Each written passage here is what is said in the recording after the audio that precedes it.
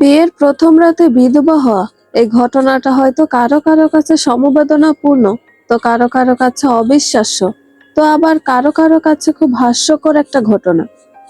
কিন্তু যার সাথে এরূপ ঘটনা ঘটে, তার জন্য ঘটনাটা কেবলমাত্র বিষাদময়। বছর কেটে গেল, অতীতের কালো রেশ রয়েই যাবে। যেমনটা পিউর ক্ষেত্রে ঘটেছে। কোনো এক ঝলমলে দিনে সেও লাল বেনারসি পরেছিল, সেও নববধূ সেজেছিল। তার মনে অনেক আশা ছিল, অনেক স্বপ্ন তার আঁখি জোড়াতেও সেজেছিল। কিন্তু ঝলমলে দিন শেষে কাল রাত আসে, সেটা হয়তো তার জানা ছিল না। 12ই ডিসেম্বর 2017, নববধূর ন্যায় সাজানো মেঘের ভেলা বাসাটি। সাজানো হবে নাই বা কেন? বাসার ছোট ছেলের আহাস চৌধুরীর বিয়ে বলে কথা। শারমিন আক্তার কেবল তার বৌমাকে বরণ করে নিলেন। লাল বেনারসি পরা নববধূ রূপে সজ্জিত মেয়েটি পা রাখল মেঘের ভেলাতে।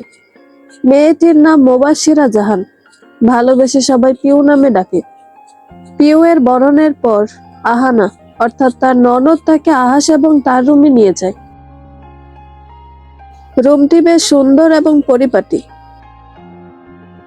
রুমের এক পাশে দেয়ালে আহাসের মেডেল নেবার ছবিটা টাঙানো, তার পাশে বিশাল আলমারি, অন্য পাশে একটা বুকশেলফ, তার পাশে একটা শেলফ যেটা শুধু আহাসের মেডেল, ক্রেজ দ্বারা ভর্তি। রুমের মিডল বরাবর বেড, যা গোলাপ এবং জারবেরার সমন্বয়ে সুন্দর করে সাজানো। রুমের দক্ষিণ পাশে একটি বিশাল বারান্দা আছে। আহানা পিউকে গোলাপের পাপড়ি বিছানো বিছানাতে বসিয়ে চলে যায়। পিউয়ের জন্য মুহূর্তগুলোর অনুভূতিটা অনেকটা এলোমেলো, ভয়, আনন্দ, আবার উত্তেজনাময় একটা অনুভূতি। এখন অপেক্ষা কাঙ্ক্ষিত মানুষটির, যার সাথে কেবল 2 কি 3 বার কথা বলার ভাগ্য হয়েছিল পিউয়ের। তথাকথিত অ্যারেঞ্জ ম্যারেজ হয়েছে তার।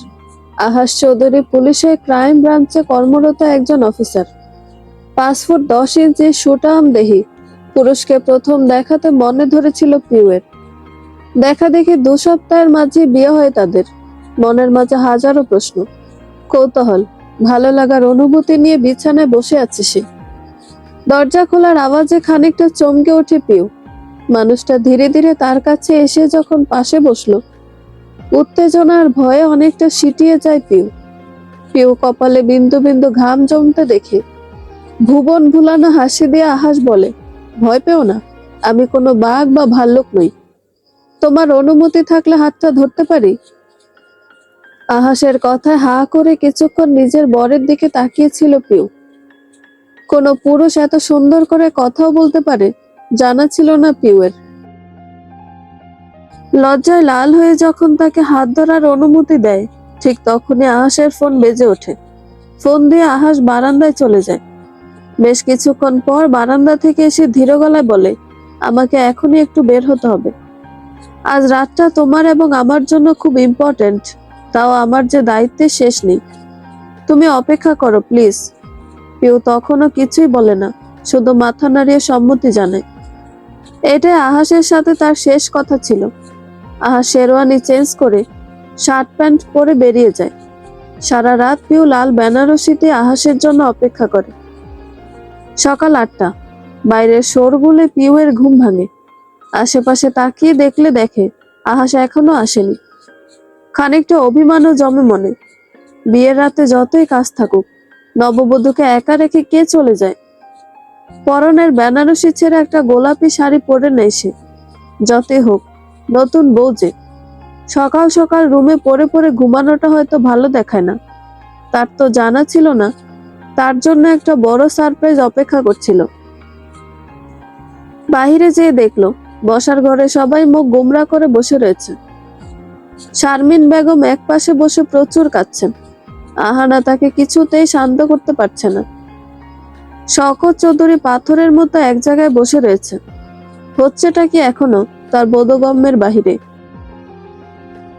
কেন যেন মনটা বড্ড কুড়াক ছিল, পা জমে গিয়েছিল পিউয়ের। আচ্ছা আহাস ঠিক আছে তো? নিজের মনের বিরুদ্ধে আহানার কাছে হেঁটে যায় সে। আহানাকে জিজ্ঞেস করলে সে কাঁদতে কাঁদতে বলে, ভাবি, ভাই আর নেই। ওরা জানালো ভাইয়ের গাড়ি নাকি কাল রাতে অ্যাক্সিডেন্ট করেছে এবং সাথে সাথে জ্বলে গেছে। ওরা বাবাকে লাশ শনাক্ত করতে মেডিকেলে যেতে বলেছে। আহানার কথার কি উত্তর দিবে জানা ছিল না পিউয়ের। ধপ করে মাটিতে বসে পড়ে সে। মনে হচ্ছিল স্বপ্ন দেখছে, খুব বাজে একটা স্বপ্ন। ঘুম ভাঙলেই স্বপ্নটা ভেঙে যাবে এবং আহাসকে পাশে দেখবে সে। শওকত সাহেব লাশ শনাক্ত করে 11টার দিকে নিয়ে আসেন। লাশ যদিও চেনা যাচ্ছিল না, কিন্তু পরনের পোশাক এবং জিনিসগুলো সব আহাসেরই। পিউ যেন কিছুতেই মেনে নিতে পারছিল না যে মানুষটা তার কাল অবধি তার সামনে ছিল, অথচ আজ সে দুনিয়াতেই নেই। তার ধারণা আহাস বেঁচে আছে এবং সে অপেক্ষা করবে।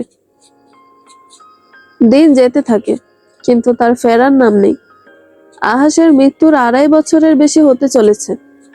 পিউয়ের জীবন এবং সময়ের গতি কোনোটাই আটকে থাকেনি।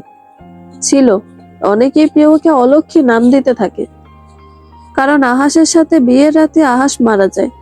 অনেকেই আবার পিউকে বাস্তবতার সাথে পরিচিত করাতে ব্যস্ত হয়ে পড়ে। শারমিন বেগম পিউকে কেন যেন ভালো চোখে দেখতে আর পারছেন না। তার ধারণা, সে রাতে পিউ পারলেই তার ছেলেকে আটকাতে পারত। সবাই নিজেদের দুঃখ প্রকাশ করে যাচ্ছে, অথচ পিউ ওর মনের অবস্থা কেউ একটিবার বোঝার চেষ্টাও করেনি। পিউ মাটি কামড়ে শ্বশুর বাড়িতে পড়ে রয়েছে। শারমিন বেগম তাকে দু চোখে দেখতে পারেন না, অথচ কিছু করার নেই। সে তো এ বাড়ির বউ। বাড়ির বউয়ের কোনো দায়িত্ব অপূর্ণ রাখেনি সে। সাথে একটা এনজিওতে চাকরি করে যাচ্ছে। শওকত সাহেব তাকে বাধা দেননি। পিউ স্বাভাবিক জীবনের অভিনয়ে মেতে উঠেছে। সবার সামনে ওর থেকে স্বাভাবিক মানুষ যেন আর কেউ নয়। কিন্তু সবার আড়ালে এখনো রাতে লাল বেনারসি পরে অপেক্ষারত থাকে, হয়তো আহাস ফিরে আসবে।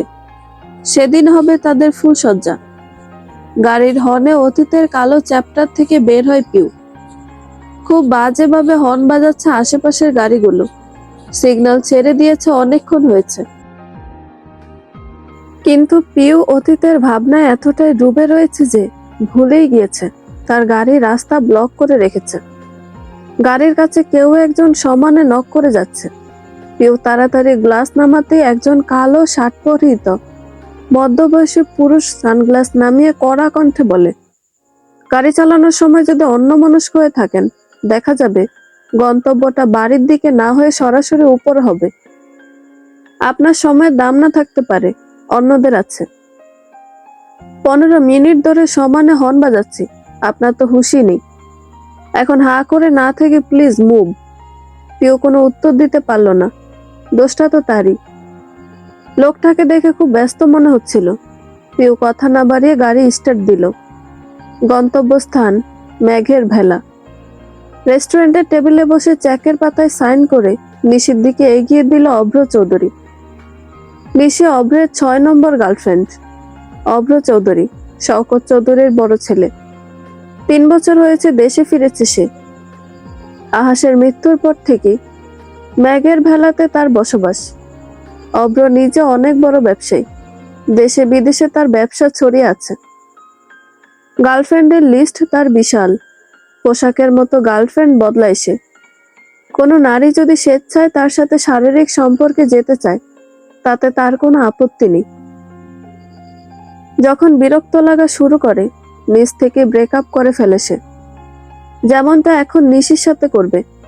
মেয়েটা বড্ড গায়ে পড়া স্বভাবের, সাথে তার জীবন কন্ট্রোল করারও ইচ্ছা পোষণ করছে, যা অভ্রের মোটেই পছন্দ নয়। চেকটি এগিয়ে দিতে দিতে শান্ত গলা অভ্র বলে, চেকটা ধরো, ইচ্ছে মতো অ্যামাউন্ট বসিয়ে নিও। হঠাৎ চেক অবাক হয়ে প্রশ্নটি জিজ্ঞেস করতেই মুস্কি এসে অভ্র জানায়, আমার তোমাকে আর ভালো লাগছে না। কাল বলেছিলাম, তুমি বোঝোনি, তাই তোমাকে সামনাসামনি বলতে বাধ্য হচ্ছি। আমার তোমাকে ভালো লাগছে না, চেকটা ধরো। ব্রেকআপ ফি। এমনিও আমি তোমার জন্য তোমার খরচ বহনের একটা মাধ্যম ছিলাম, প্লিজ রাখো। বলে উঠে চলে যেতে নিলেই নিশি অভ্রের হাত ধরে কান্নাকাটি করতে লাগলে অভ্র খানিকটা চেতে যায়। কড়া কণ্ঠে বলে, বলছি তো হাতটা ছাড়ো, শুনছো না কেন? এভাবে আমার সাথে ব্রেকআপ করতে পারো না তুমি। প্লিজ সিন ক্রিয়েট করো না নিশি। তোমার সাথে আমি কখনোই কমিটমেন্টে ছিলাম না। আমাদের রিলেশনটা টাইম পাচ্ছিল, আর তাতে তোমারও সমান সম্মতি ছিল। প্লিজ হাত ছাড়ো। নিশির হাত ছাড়িয়ে চলে যেতে নিলে পেছন থেকে একটা নারী কণ্ঠ ভেসে আসে। আপনার টাকা আছে বিধায় আপনি কি নিজেকে কোথায় রাজা মহারাজা ভাবেন নাকি? প্রথমে মন নিয়ে খেলবেন, তারপর টাকা ধরিয়ে সেই মনটাকে গুঁড়ো গুঁড়ো করে চলে যাবেন? এত সোজা? একে গার আগে রিরি করছে। উপর থেকে কথাটা শুনতেই মেজাজ আরো বিগড়ে গেল অভ্রের। পেছনে ফিরতেই দেখে নীল কামিজ পরা একটি মেয়ে দাঁড়িয়ে আছে। মেয়েটিকে দেখে এক মুহূর্তের জন্য অভ্রের চোখ আটকে গিয়েছিল। শ্যামবর্ণের গায়ের রং, একপাশে বেনুনি করা, চোখে চশমা, কিন্তু মেয়েটি সাদামাটা চেহারাতে তেজটা দীপ্তিমান। এত নজর কাড়া সুন্দরী মেয়েদের ডেট করার পর এত সাদামাটা সিমসাম একটা মেয়ে তাকে আকর্ষণ করছে, ব্যাপারটা প্রথমে হজম হচ্ছিল না অভ্রের। মেয়েটি এসে তুড়ি বাজিয়ে জিজ্ঞেস করলো, কি হলো, উত্তর দিন। টাকা দিয়ে ভালোবাসার সম্পর্ক সব বুঝি কিনা যায়? স্বাভাবিক ভঙ্গিমাতা অভ্র উত্তর দেয়, নারী কল্যাণ সমিতির লোক নাকি আপনি? অন্যের ব্যাপারে ঝাঁপিয়ে পড়া অন্যের সাথে সাথে নিজের সময়টুকু নষ্ট করছেন কেন? না, আমি নারী কল্যাণ সমিতির কেউ নই, তবে অন্যায় আমি ঐন্দ্রিলা সহ্য করতে পারি না। আপনাদের মতো মানুষদের যোগ্য উত্তর দিতে নিশ্চয়ই আমার নারী কল্যাণ সমিতির কেউ হতে হবে না। আর তোমাকেও বলছি, অপাত্রে ভালোবাসা দান করো না। আসলে কি বলতো, এই টাইপের লোকেরা টাকাকেই নিজের সবকিছু ভাবে, আর সামনে থাকা মানুষটাকে নিজের পায়ের ধুলা ভাবে। তাই বলছি, এভাবে কান্নাকাটি না করে তার টাকা তাকে ফিরিয়ে দাও। আমি হলে তাই করতাম। বলে মেয়েটি এক মুহূর্ত অপেক্ষা না করে হাঁটা দিল। অভ্রের রাগে রিরি করছে শরীর। আজ অব্দি কারো সাহস হয়নি তার মুখের ওপর কথা বলা, অথচ মেয়েটি কত সহজ ভঙ্গিমাতে তাকে অপমান করে হাঁটা দিল। এই অপমানের সত্য তুলতেই হবে তাকে। তবে যেই জিনিসটা তাকে বেশি ভাবাচ্ছে তা হলো, মেয়েটিকে যে সে অপমান করতে পারতো না তা কিন্তু নয়, কিন্তু কেন যেন কোনো উত্তর দিতে পারল না অভ্র। মেঘের ভেলাতে পৌঁছাতে পৌঁছাতে আজ দেরি হয়ে গেছে পিউয়ের। বাড়িতে ফিরেই দেখলো সোফায় পিউয়ের মামা বদরুল ইসলাম বসা। পিউয়ের বাবা আশফাক সাহেব মারা গেছেন 12 বছর হবে। তারপর থেকে বদরুল সাহেবের কাছে পিউ এবং তার মা রত্না বেগম থাকতো। 4 বছর আগে রত্না বেগম মারা যায়। সে কারণে মামা বদরুল সাহেব ও মামি আসমা বেগমই তার লিগ্যাল গার্ডিয়ান। শওকত সাহেব আশফাক সাহেবের অনেক বছরের বন্ধু। সেই সুবাদে এই বিয়েটা ঠিক হয়। আহাসের মৃত্যুর পর বদরুল সাহেব বারবার পিউকে নিয়ে যেতে চেয়েছেন। তার কথা, পিউয়ের পুরো জীবন পড়ে রয়েছে, কিন্তু প্রতিটা বার শওকত সাহেব ভেটু দেন। তার কথা, মেয়ের একবার বিয়ে হয়ে গেলে সেটাই তার একমাত্র ঘর। তাই শারমিন বেগমের পিউকে পছন্দ না হওয়া সত্ত্বেও তাকে সহ্য করে যাচ্ছেন। পিউকে দেখে বদরুল সাহেব তাকে ডেকে তার পাশে বসতে বলে, পিউ মা, আয় তো আমার পাশে একটু বয়। জি মামু, আসছি। পিউ পাশে বসতেই বদরুল সাহেব শওকত সাহেবকে বলেন, দেখুন শওকত ভাই, আমি চাচ্ছি পিউ কিছুদিন আমার এখানে থাকুক। আমার মনে হয় না আপনি আপত্তি করবেন। দিশার সামনে বিয়ে, পিউ থাকলে ওরও ভালো লাগবে। পিউ মা যা বলবে তাই হবে, আমার কোনো আপত্তি নেই। তাহলে ব্যাগ গুছিয়ে নাও পিউ। মামু, বলছি কি, যাও মা, ব্যাগ গুছিয়ে আসো, আমি এখনই তোমাকে নিয়ে যেতে চাইছি। আচ্ছা মামু। পিউ রুমের দিকে যাবার পর শওকত সাহেবকে তিনি বলেন, এবার আমি পিউয়ের চিকিৎসা করে তারপর সে যদি চায় তখন এ বাড়িমুখো করব। 2.5 বছর ধরে মেয়েটা পাগলের মতো একজনের অপেক্ষা করে যাচ্ছে, যার ফেরার কোনো আশা রাখা মানে বোকামি। দেখো বদরুল, আমি মানছি পিউয়ের চিকিৎসা প্রয়োজন, তবে সে আমার বাড়ির বউ, আহাসের স্ত্রী। তুমি চাইলেই তাকে নিজের কাছে রাখতে পারো না। পিউ এ বাড়ির মেয়ে হয়ে আছে এবং সারা জীবন থাকবে। ক্ষমা করবেন শওকত ভাই, তবে একটা মেয়ে সারা জীবন পড়ে রয়েছে, কেবল 24-এ পা দিয়েছে সে, তাকে এভাবে নিজের কাছে জোর করে রেখে দেওয়াটা বোধহয় যৌক্তিক না। আর সবচেয়ে বড় কথা, এত যে নিজের মেয়ে করছেন, আদৌ কি নিজের মেয়ের বেলাতে এভাবে হাতে হাত রেখে বসে থাকতে পারতেন? পারতেন না। বরং 1 বছর পর আবার তার জীবন সাজানোর জন্য উঠে পড়ে লাগতেন। যাগে, কথায় কথা বাড়ে, আমি পিউকে নিয়ে যেতে চাই, ব্যাস। শওকত সাহেব চুপ করে বসে আছেন। বদরুল সাহেবের একটা কথাও ফেলে দেবার মতো না, খুব ভালো করে জানা আছে তার। এরই মাঝে অব্র বাড়িতে ঢুকে। বদরুল সাহেবকে দেখেই তার বোঝা হয়ে যায় পিউকে নিতে এসেছেন তিনি। আসসালামু আলাইকুম আঙ্কেল, কেমন আছেন? এই তো বাবা, ভালো। তুমি? ভালো আঙ্কেল। আপনি কি মুবাশশিরাকে নিতে এসেছেন? জি বাবা, দিশার বিয়ে ঠিক হয়েছে সামনের সপ্তাহে, তোমার দাওয়াত রইল। জি, চেষ্টা করব। বয়স তো হচ্ছে বাবা, বিয়ে শাদীর কথা কি চিন্তা করলে? আঙ্কেল, এই বিয়ে জিনিসটা তো আমার অ্যালার্জি আছে, এমনিই ভালো আছি, খামোখা উটকো ঝামেলা। আপনি বাবার সাথে কথা বলুন, আমি রুমে যাচ্ছি। আচ্ছা, যাও। অব্র বদরুল সাহেবের সাথে আর কথা না বলে রুমের দিকে রওনা দিল। তখন পিউর সাথে দেখা হলো তার। পিউ তখন ব্যাগ নিয়ে বের হচ্ছে। পিউকে দেখে শান্ত গলায় বলল, অতীতের থেকে বের হবার চেষ্টা করো মুবাশশিরা, খুব সুন্দর ভবিষ্যৎ তোমার অপেক্ষায় আছে।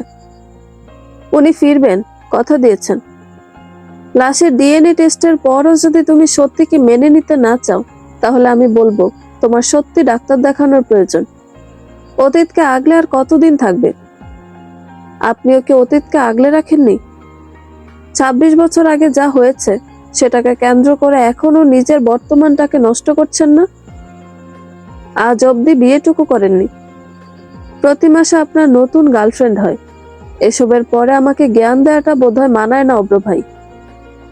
বাহ, আজকের দিনটাই বুঝি মানুষের কথা শুনে আমাকে কাটাতে হবে। যাগে, বিয়েতে যাচ্ছ, আনন্দ করো। অবশ্যই। অব্র আর কথা বাড়ালো না। অতীতের কালো অধ্যায় সবার জীবনের একটা অবিচ্ছেদ্য অংশ। কেউ সেটাকে আঁকড়ে ধরে বেঁচে থাকে, কেউ এড়িয়ে। অব্র রুমে গিয়ে গা এলিয়ে দিল বিছানাতে। আজ বিকালের ঘটনাটা খুব ভাবাচ্ছে।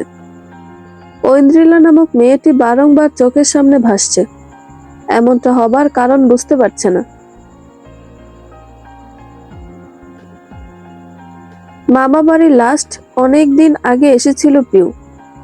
এখানে আসতে চায় না কারণ একটাই, সেটা হলো বদরুল সাহেব শুধু ডাক্তার দেখাতে চান। একবার এক ডাক্তার তাকে হিপনোসিজমের মাধ্যমে আহাসের স্মৃতি ভোলাতে চাচ্ছিল। শওকত সাহেব বাধা না দিলে হয়তো সেটা হয়েও যেত। আর এক ডাক্তার গোটা খানিক রিভার মাইলাম নামক ঔষধ দিয়েছিল, সেটা খেয়ে টানা 23 ঘন্টা ঘুমাবার রেকর্ডও করে পিউ। মামু মানে শুধু এক একটা ঝামেলার উদ্ভব ঘটাবেন। গতবার কোনো এক ছেলেকে নিয়ে এসেছিল, সারাদিন ওই ছেলের সাথে না চাইতেও পিউকে ঘুরতে হয়েছে। এবার কি প্ল্যান করে রেখেছে আল্লাহ জানে। বাড়িতে আসার সাথে সাথে দিশা তাকে জড়িয়ে ধরল। মেয়েটা বড় হয়েছে, কে বলবে সামনের সপ্তাহে তার বিয়ে। ঘর গম গম করছে। আসমা বেগমের সব আত্মীয় স্বজন এসেছেন, সাথে পিউয়ের নানা বাড়ির মানুষে বাড়ি ঠাসা। সবার সাথে 1 ঘন্টা যাবৎ কুশলাদি বিনিময়ের পর নিজের রুমের দিকে রওনা দিল পিউ। নিজের রুমের দরজা খুলতে চক্ষু চড়ক গাছ পিউয়ের। যা দেখলো তার জন্য একদম প্রস্তুত ছিল না সে। তার রুমে তখন এক অচেনা পুরুষ টাওয়াল পরা অবস্থায় আয়নার সামনে চুল ঠিক করছে। বেশ লম্বা চওড়া সুঠাম দেহী একজন পুরুষ। দেখে অনুমান করা যাচ্ছে 6 ফুট তো হবে। ফর্সা পিঠে এখনো পানি লেপ্টে আছে। কিন্তু প্রশ্ন, তার রুমে এই পুরুষটি কি করছে এবং কেনই বা এভাবে দাঁড়িয়ে আছে? আপনি আমার রুমে কি করছেন? অনেকটা উত্তেজিত ভঙ্গিমাতে পিউ অচেনা পুরুষটির কাছে প্রশ্ন ছুড়ে দেয়। হঠাৎ নারী কণ্ঠ শুনে পুরুষটি ঘুরে তাকায় তার দিকে। খুব সহজ ভঙ্গিমাতে বলে, এক্সকিউজ মি, এটা আমার রুম, আর আপনি নক না করে একটা ছেলের রুমে এভাবে কিভাবে ঢুকে পড়েছেন? মানেটা কি? এটা আমার রুম, প্লিজ একটা কাপড় পরুন, আমার নিজেরই লজ্জা লাগছে। 1 মিনিট, আপনি সেই মহিলা না, যে গাড়ি চালাতে চালাতে নিজের স্বপ্নের রাজ্যে চলে যান আর ভুলে যান যে আপনি সিগন্যালে আছেন। আজ বিকেলে আপনি গাড়ি চালাতে ভুলে গেছেন, আর এখন নিজের রুম কোনটা সেটাই ভুলে গেছেন। সব সময় নিজের কাল্পনিক জগতেই থাকতে হয়, তাই না? পিউ খেয়াল করে দেখলো এই লোকটা সেই লোক যে সিগন্যালে তাকে কথা শুনিয়েছিল। লোকটা এখনো একই অবস্থাতে দাঁড়িয়ে আছে, ভেজা বকে লোমগুলো লেপ্টে আছে। পিউ এর খুব অস্বস্তি লাগছে। খানিকটা চেঁচিয়ে বলল, জাস্ট শাট আপ। এখন এই ঘর থেকে বের হবেন নাকি লোক জড়ো করব? আর প্লিজ জামা পরে আসবেন। মিনিট পাঁচেক পর ছেলেটি একটি নীল টি শার্ট এবং কালো 3/4 প্যান্ট পরে আসে। বিছানায় আপন মনে বসতে বসতে বলে, এখন বলুন। বলুন কি? এখন এই রুম থেকে বের হবেন আপনি? মানে কি ফাজলামি? দিশা আমাকে এই রুমটা দেখিয়ে দিয়েছে, এখন বললেই হবে নাকি রুম ছাড়েন? বেশ, আমি দিশাকে ডাকছি। দিশা, দিশা। পিউয়ের চেঁচামেচি শুনে দিশা এক প্রকার দৌড়ে এসেছে। হাঁপাতে হাঁপাতে এসে জিজ্ঞেস করলো, কি হয়েছে আপি? এই উটকো ঝামেলাটা আমার রুমে কি করছে দিশা? কে উটকো ঝামেলা? ও নীলাদ্রি ভাই। আরেও আমার খালাতো ভাই। কোন খালাতো ভাই যে আমি চিনি না? আরে ঐন্দ্রিলাপুর বড় ভাই। ঐন্দ্রির ভাই কি নতুন পয়দা হয়েছে? আরে যে 7 বছর আগে ইউকেতে চলে গিয়েছিল, গত পরশু ফিরেছে। সে যেই হোক না কেন, আমার ঘরে কি করছে? সরি আপি, তোমাকে বলতে ভুলে গেছি। আসলে মানুষ অনেক তো। এই রুমটা আমার কাজিন ভাইদের দেওয়া হয়েছে। তুমি আমার রুমে আমার সাথে থাকবে। সেটা আগে বলা যায় না? অহেতুক একটা ছাগলের সাথে তর্ক করা লেগেছে আমার। আরে ছাগল বলছো কেন? উনি সাইকোলজির ডাক্তার। ওই যে বাবা তোমাকে ইনার দেওয়া ওষুধ খেতে বলেছিল। ও, এই সে সার্টিফাইড ছাগল যে কিনা আমাকে আবল তাবল ওষুধ খাইয়ে পাগল বানাতে গেছিল। নিজের নামে এত প্রশংসা শুনে আর নিজেকে আটকে রাখতে পারল না নীলাদ্রি। ঝাঁঝালো কণ্ঠে বলে উঠল, এক্সকিউজ মি, আমি আবল তাবল ওষুধ দেই? আপনি জানেন কার সাথে কথা বলছেন? জি, একটা পাগলের ডাক্তারের সাথে। তেজের সাথে উত্তর দেয় পিউ। দিশা সিচুয়েশন বেগতিক দেখে সেটা সামলানোর জন্য বলে, নীলাদ্রি ভাই ও পিউ আপু আমার ফুফাতো বোন, ঐন্দ্রি আপুর সমবয়সীও। ও, তা তোমার পিউ আপুকে বলো আমাকে একটু সম্মান দিতে। পিউ না, মোবাশ্মিরা। পিউ শুধু আমার প্রিয় মানুষদের জন্য, আপনার জন্য মোবাশ্মিরা ঠিক আছে। আর সম্মান মুখে বললে পাওয়া যায় না, অর্জন করতে হয়। আর এরপর থেকে যদি রুমে সাবারিয়া গানে পারফর্ম করার শখ থাকে, তবে দরজায় লক করে নিবেন। চল দিশা, বলে গটগট করে রুম থেকে বেরিয়ে যায় পিউ। নীলাদ্রি অবাক নয়নে তার যাওয়ার পথে তাকিয়ে রইল। নীলাদ্রির পুরো নাম নীলাদ্রি আহসান আহমেদ। সম্পর্কে দিশার খালাতো ভাই। বিগত 7 বছর ধরে ডিগ্রি নেবার আশায় দেশের বাইরে ছিল। এবার একেবারে বাইরের পাট চুকিয়ে দেশে ফিরেছে। পেশায় মনোরোগ বিশেষজ্ঞ। পরিবার বলতে শুধু বাবা আর বোনই আছে তার। আসমা বেগমের খুব প্রিয় বলে দেশে আসার পর থেকে এ বাড়িতে এসে থাকার আদেশ পড়েছে তার উপর। বিকালে পিউকে খুব ইরেসপন্সিবল একটা মানুষ মনে হলো এখন খানিকটা ইন্টারেস্টিং লাগছে। মুখের উপর তাকে সার্টিফাইড ছাগল বলে কি তেজ দেখিয়ে চলে গেল। পিউ একটা খুব ভালো আবার খুব খারাপ স্বভাব রয়েছে। খুব সহজে তার রাগ উঠে না, আবার উঠলে তা নামার নাম নেয় না। এই নীলাদ্রি নামক লোকটাকে দেখে কেন যেন রাগ লাগছে। হয়তো তার ওপর আগে সুপ্ত রাগ এবারের রাগের সাথে জমি বিরাট আকার নিয়েছে। রুমে ঢুকেই দেখলো ঐন্দ্রিলা বারান্দায় উদাসীন মনে দাঁড়িয়ে আছে।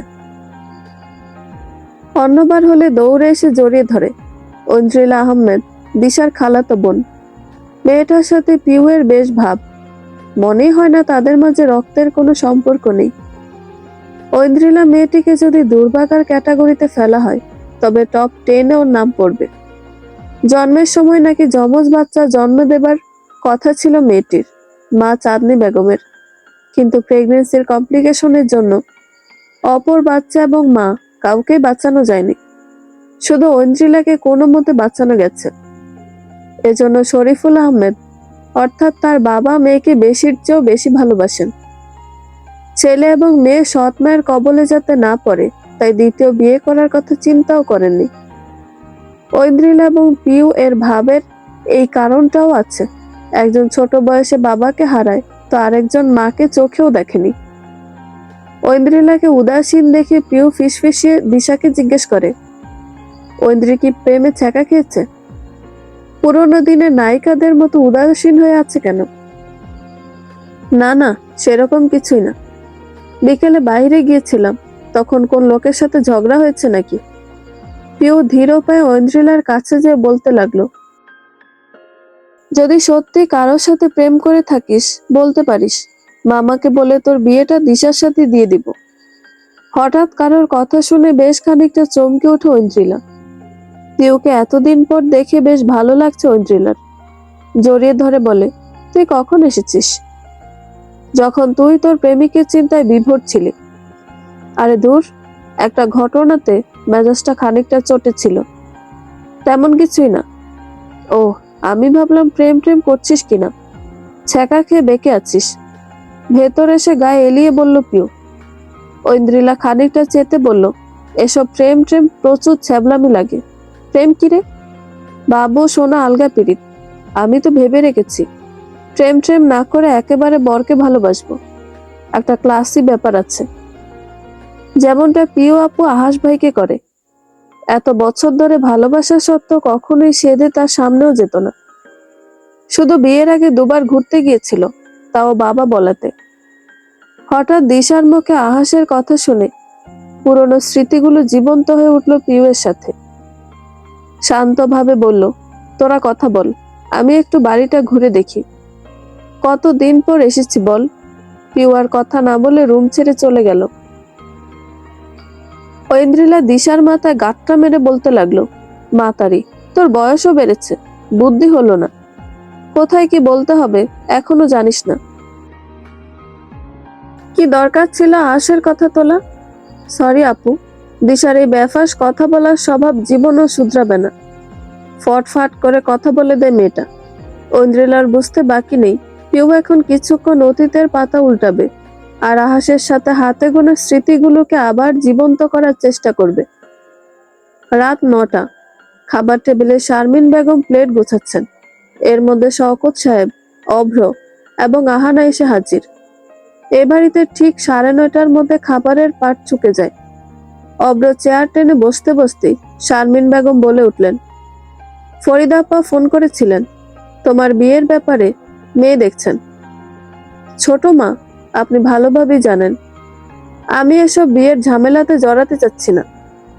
ফুফিকে মানা করে দিবেন প্লিজ। বয়স তো কম হয়নি অভ্র, এবার 30 শেষ হতে যাচ্ছে। বুড়ো বয়সে বিয়ের কোনো মানে হয় না। বেশ ঝাঁঝালো কণ্ঠে কথাটা বলেন শারমিন বেগম। শারমিন বেগমের কথায় বেশ বিরক্ত হয় অভ্র।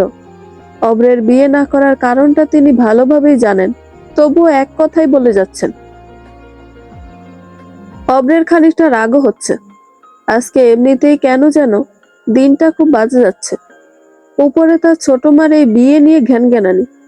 একটা সময় বলেই বসে, আচ্ছা একবার তো বলেছি আমি বিয়ে শাদী করবো না, কেন বারবার একই কথা বলছেন? আমার জীবন নিয়ে আপনার না ভাবলেও চলবে। অভ্রের কথাটা কোথাও না কোথাও বেশি কষ্ট দেয় শারমিন বেগমকে। তিনি তখন খুব শান্ত এবং ভারাক্রান্ত গলায় বলেন, জানি আমি তোমার আপন মানুই, তবে আমি কখনোই তোমাকে এবং আহাসকে আলাদা চোখে দেখিনি। অভ্র, তোমার জীবনে আমার নাক গলানোর অধিকার নেই ঠিকই, তবে নিজের ছেলের ভালো মন্দ দেখেও চুপ থাকাটা বোধহয় কোনো মারই উচিত নয়। আজ তোমার জায়গায় আহাস থাকলেও এভাবেই তার ভালো মন্দের ব্যাপারে কথা বলতাম। শারমিন বেগমের কথাগুলোতে সুপ্ত কষ্ট স্পষ্ট। অভ্রের কথায় তিনি কষ্ট পেয়েছেন, এটা বুঝতে বাকি নেই অভ্রের। শারমিন বেগম এবং শওকত সাহেবের বিয়েটা খানিকটা নাটকীয় ভাবেই হয়। দুজন তাদের সন্তানের খাতিরে একে অপরকে বেছে নেন। অভ্র যখন 2 বছর বয়স, তখন তার মা শুভ্রা বেগম তাকে ফেলে চলে যান। ছেলের এই বয়সে কিভাবে কি করবেন, খুব দোটানাতে পড়ে যান শওকত সাহেব। তখন পরিবারের লোকেরা তার দ্বিতীয় বিয়ে শারমিন বেগমের সাথে ঠিক করেন। শারমিন বেগম এ বাড়িতে বউ হয়ে আসেন। তখন অব্রের বয়স 2.5 বছর। অব্রের যখন 4 বছর, তখন শুভ্রা বেগম তাকে নিজের কাছে নিয়ে যাবার জিদ ধরেন। কোর্ট অব্দি টানা হেঁচড়া হয় অব্রকে নিয়ে, যার কারণে অব্র জানতে পারে তার মা তাকে ছেড়ে চলে গিয়েছিল এবং শারমিন বেগম তার আপন মা নয়। যদিও শারমিন বেগম কখনোই অব্র, আহাস কিংবা আহানার মাঝে ভেদাভেদ করেননি। যতটুকু তার সামর্থ্যে কুলিয়েছে ততটুকু ভালোবাসা সমানভাবে 3 বাচ্চার মাঝে ভাগ করে দিয়েছেন। তবুও ছোট বয়সে সে আঘাত এখনো মেনে নিতে পারেনি অভ্র। নিজের ভুল বুঝতে পেরে অসহায়ের মতো বলে অভ্র, ছোট মা, আমি সেভাবে বলতে চাইনি। আমার জীবনে আপনার ততটুকু অধিকার আছে যা আমার আপন মা থাকলে তার থাকতো। আপনি খুব ভালো করে জানেন এই সম্পর্কের মার পেঁচে আমি পড়তে চাই না। যেখানে আমার নিজের মা আমাকে ছেড়ে চলে গেছেন, সেখানে একটা অচেনা মেয়েকে কিভাবে বিশ্বাস করব বলুন? তোমাকে কিছু কথা বলি বাবা, মনোযোগ দিয়ে শুনবে। তারপরেও যদি মনে হয় আমি ভুল, তবে তোমার যা ভালো মনে হয় তাই করো। তোমার মা ভুল করেছিলেন। তিনি তার 2 বছরের ছেলেকে ফেলে স্বার্থপরের মতো চলে গেছেন। কিন্তু সব মহিলা যে এরকম হবে তার কোনো মানে তো নেই। আর স্বামী স্ত্রীর সম্পর্কটার একটা লেয়ার নয়, ধাপে ধাপে এই সম্পর্কটা। আমাদের দেখো, আমরা প্রথমে তোমার কারণে বিয়ে করেছিলাম, তারপর আমাদের মধ্যে বন্ধুত্বের সম্পর্ক হয়, তারপর ভালোবাসার সম্পর্ক। এই জন্য বলছি, তোমারও একজন সঙ্গী প্রয়োজন জীবনে। 26 বছর অনেক, কিন্তু তোমার মা যা করেছেন সেটার জন্য নিজের জীবনটাকে এভাবে নষ্ট করার কোনো মানে হয় না। তুমি পিউকেও দেখতে পারো। মেয়েটাকে আমার ভালো লাগে না ঠিকই, কিন্তু মেয়েটা তার জীবনের 2.5 বছর আহাসের অপেক্ষায় পার করে যাচ্ছে। তাই বলছি, সব মেয়ে একরকম হয় না। শারমিন বেগমের কথাগুলো মনোযোগ দিয়ে শুনল অভ্র। কিছুক্ষণ চুপ থেকে শান্তভাবে বলল, আমি ভেবে দেখবো ছোট মা। আপনি আপাতত ফুফিকে মানা করে দেন, আমার একটু সময় লাগবে। ঠিক আছে, তোমার সিদ্ধান্ত আমাকে পরে জানিয়ে দিও। জি বাবা, আমি উঠলাম, আমার খাওয়া শেষ বলে অভ্র নিজের রুমের দিকে চলে যায়। ভালোবাসা কিংবা স্নেহ ব্যাপারগুলো খুবই ধোঁয়াশা লাগে অভ্রের কাছে। কোনো নারী তার 2 বছরের বাচ্চাকে একা ফেলে যদি চলে যেতে পারে, তার মতো নারী আর যাই হোক মা শব্দের যোগ্য নয়। এ কারণে অভ্রের কাছে নারীর মূল্য শুধু চেক বইয়ের পাতাতে সীমাবদ্ধ। অভ্রের কাছে মনে হয় সব নারী কেবল টাকাকেই প্রাধান্য দেয়, যেমনটা তার মা দিয়েছিল। তার বাবা যখন তার আপন মাকে টাকা দিয়েছিল যাতে তার ছেলের আশেপাশে না আসে, তখন সে টাকা গ্রহণ করে এবং কেস উইথড্র করে। ব্যাপারটা তখন না বুঝলেও বয়স বাড়ার সাথে বুঝতে পারে অতীত সত্যি কণ্টকময়। আজ ছোট মা বিয়ের কথা না তুললে হয়তো কথাগুলো উঠত না। বারান্দায় নিকোটিনের ধোঁয়া ওড়াতে ওড়াতে কথাগুলোই ভাবছিল অভ্র। আদৌ কি তার জীবনে এমন কেউ আসবে যে তাকে ভালোবাসবে, তার ভালো মন্দ মিলিয়ে তার সাথে জীবন কাটাবে? হয়তো, আবার হয়তো না। রাত 1:30, ছাদের এক কোনায় দাঁড়িয়ে আছে পিউ, নজর বাহিরের দিকে স্থির। মামু বাড়িটাকে খুব সুন্দর করে সাজিয়েছেন। পুরো বাড়ি নীল আর সাদা মরিচবাতির শাড়ি দিয়ে চমৎকার রকমের সাজানো। ছাদ থেকে বাড়ির কেচি গেটের উপরে প্লাস্টিকের ফুলের ডেকোরেশনটা স্পষ্ট বোঝা যাচ্ছে। বাড়ির ঝাঁকজমকে রাতের আকাশে তারাগুলো ঠিক ভালো মতো দেখা যাচ্ছে না। এত আলোর মধ্যেও পিউয়ের দৃষ্টি শুধু রাস্তার মোড়ের ল্যাম্পপোস্টের দিকে। 2.5 বছর আগে তার জীবনে এমন একটি দিন এসেছিল, সে তখন দিশার মতো রাত জেগে তার হবু বরের ছবি দেখত। তার মনে আছে, সেদিন মামু তাকে প্রথম আহাসের ছবি দেখিয়েছিল। মামু এসে বলেছিল, পিউমা, আমি জানি এখন তোমার বিয়ের বয়স হয়নি, তাই আমার এখনের কথাগুলো যুক্তিযুক্ত নাও মনে হতে পারে তোমার কাছে। তোমার বাবা সবসময় শওকত ভাইয়ের ছোট ছেলেটির সাথে তোমাকে বিয়ে দেবার কথা বলতেন। উনি মারা যাবার পর তোমার মা একই আশাতে ছিলেন। সেদিন শওকত ভাইয়ের সাথে বহুদিন পর দেখা হয়েছে। উনি ওনার ছোট ছেলের বিয়ের জন্য পাত্রী দেখছেন। ছেলেটি কিছুদিন হয়েছে পুলিশের চাকরিতে জয়েন করেছে। এখানে ছবিটি রাখলাম। তুমি যা সিদ্ধান্ত নিবে সেটাই আমরা মেনে নিব। মামুর কথাগুলো শুনে বেশ লজ্জা লাগছিল পিউয়ের। বয়স তখন তার 21 পেরিয়ে 22-এ পড়বে। মনে এসব আবেগগুলো একগুচ্ছ গোলাপের ন্যায় জীবন্ত। সেদিন কোনো উত্তর না দিল, সপ্তাহ দুয়েক পর ঠিকই তার সম্মতি জানিয়ে দেয়। অতীতের ঘটনাগুলো সিনেমার পর্দার মতো চোখে ভাসছে, যেন সেলুলয়েডের রিল চালানো হয়েছে। সামনে ল্যাম্পপোস্টের দিকে তাকিয়ে আনমনে বলতে লাগলো, নয়ন তোমারে পায় না দেখিতে, রয়েছ নয়নে নয়নে। হৃদয় তোমারে পায় না জানিতে, হৃদয়ে রয়েছ গোপনে। বাসনাবশে মন অবিরত, দায় দশে মিলে পাগলের মতো। স্থির রাখি তুমি ক্ষরণে সতত, জাগেছ শয়নে স্বপনে। লিখেছেন রবীন্দ্রনাথ ঠাকুর। রাত বিরাতে ব্যর্থ প্রেমের কবিতা আবৃত্তি করাটা বইয়ের পাতা নায়িকাদের মানায়। এখনকার সময় ব্যাপারটা খানিকটা ভুতুড়ে হয়ে যায় না? হঠাৎ কারোর কণ্ঠ শুনে চমকে ওঠে পিউ। পেছন ফিরে তাকাতেই মেজাজ তিরিক্ষি হয়ে ওঠে। পেছনে ফিরতেই দেখে পকেটের মধ্যে হাত ঢুকিয়ে বেশ আল্লু অর্জুন পোজ দিয়ে দাঁড়িয়ে আছে নীলাদ্রি। লোকটাকে দেখে সন্ধ্যায় ঘটে যাওয়া ঘটনাগুলো পুনরায় মনে পড়ে গেল পিউয়ের। লোকটাকে দেখে বেশ বিরক্ত লাগছে তার, অস্বস্তিও লাগছে। নিজের একাকিত্ব সময়ে কারোর আগমন পিউয়ের একদমই পছন্দ নয়। এটা শুধু তার এবং আহাসের স্মৃতির ব্যক্তিগত মুহূর্ত।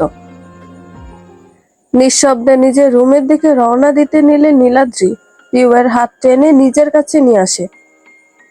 নীলাদ্রি এমন কাজ করবে স্বপ্নেও ভাবেনি পিউ। স্বভাবত পিউয়ের চোখ বিস্ফোরিত রূপ নিয়ে তাকালে নীলাদ্রি পিউয়ের হাত ছেড়ে দেয়। নিজের কাজে নিজেরই অস্বস্তি লাগছে নীলাদ্রির। আমতা আমতা করে পিউকে বলে, কিছু কথা ছিল তোমার ব্যাপারে। বলুন, শুনছি। পিউয়ের কঠোর উত্তরে খানিকটা ভরকে যায় নীলাদ্রি।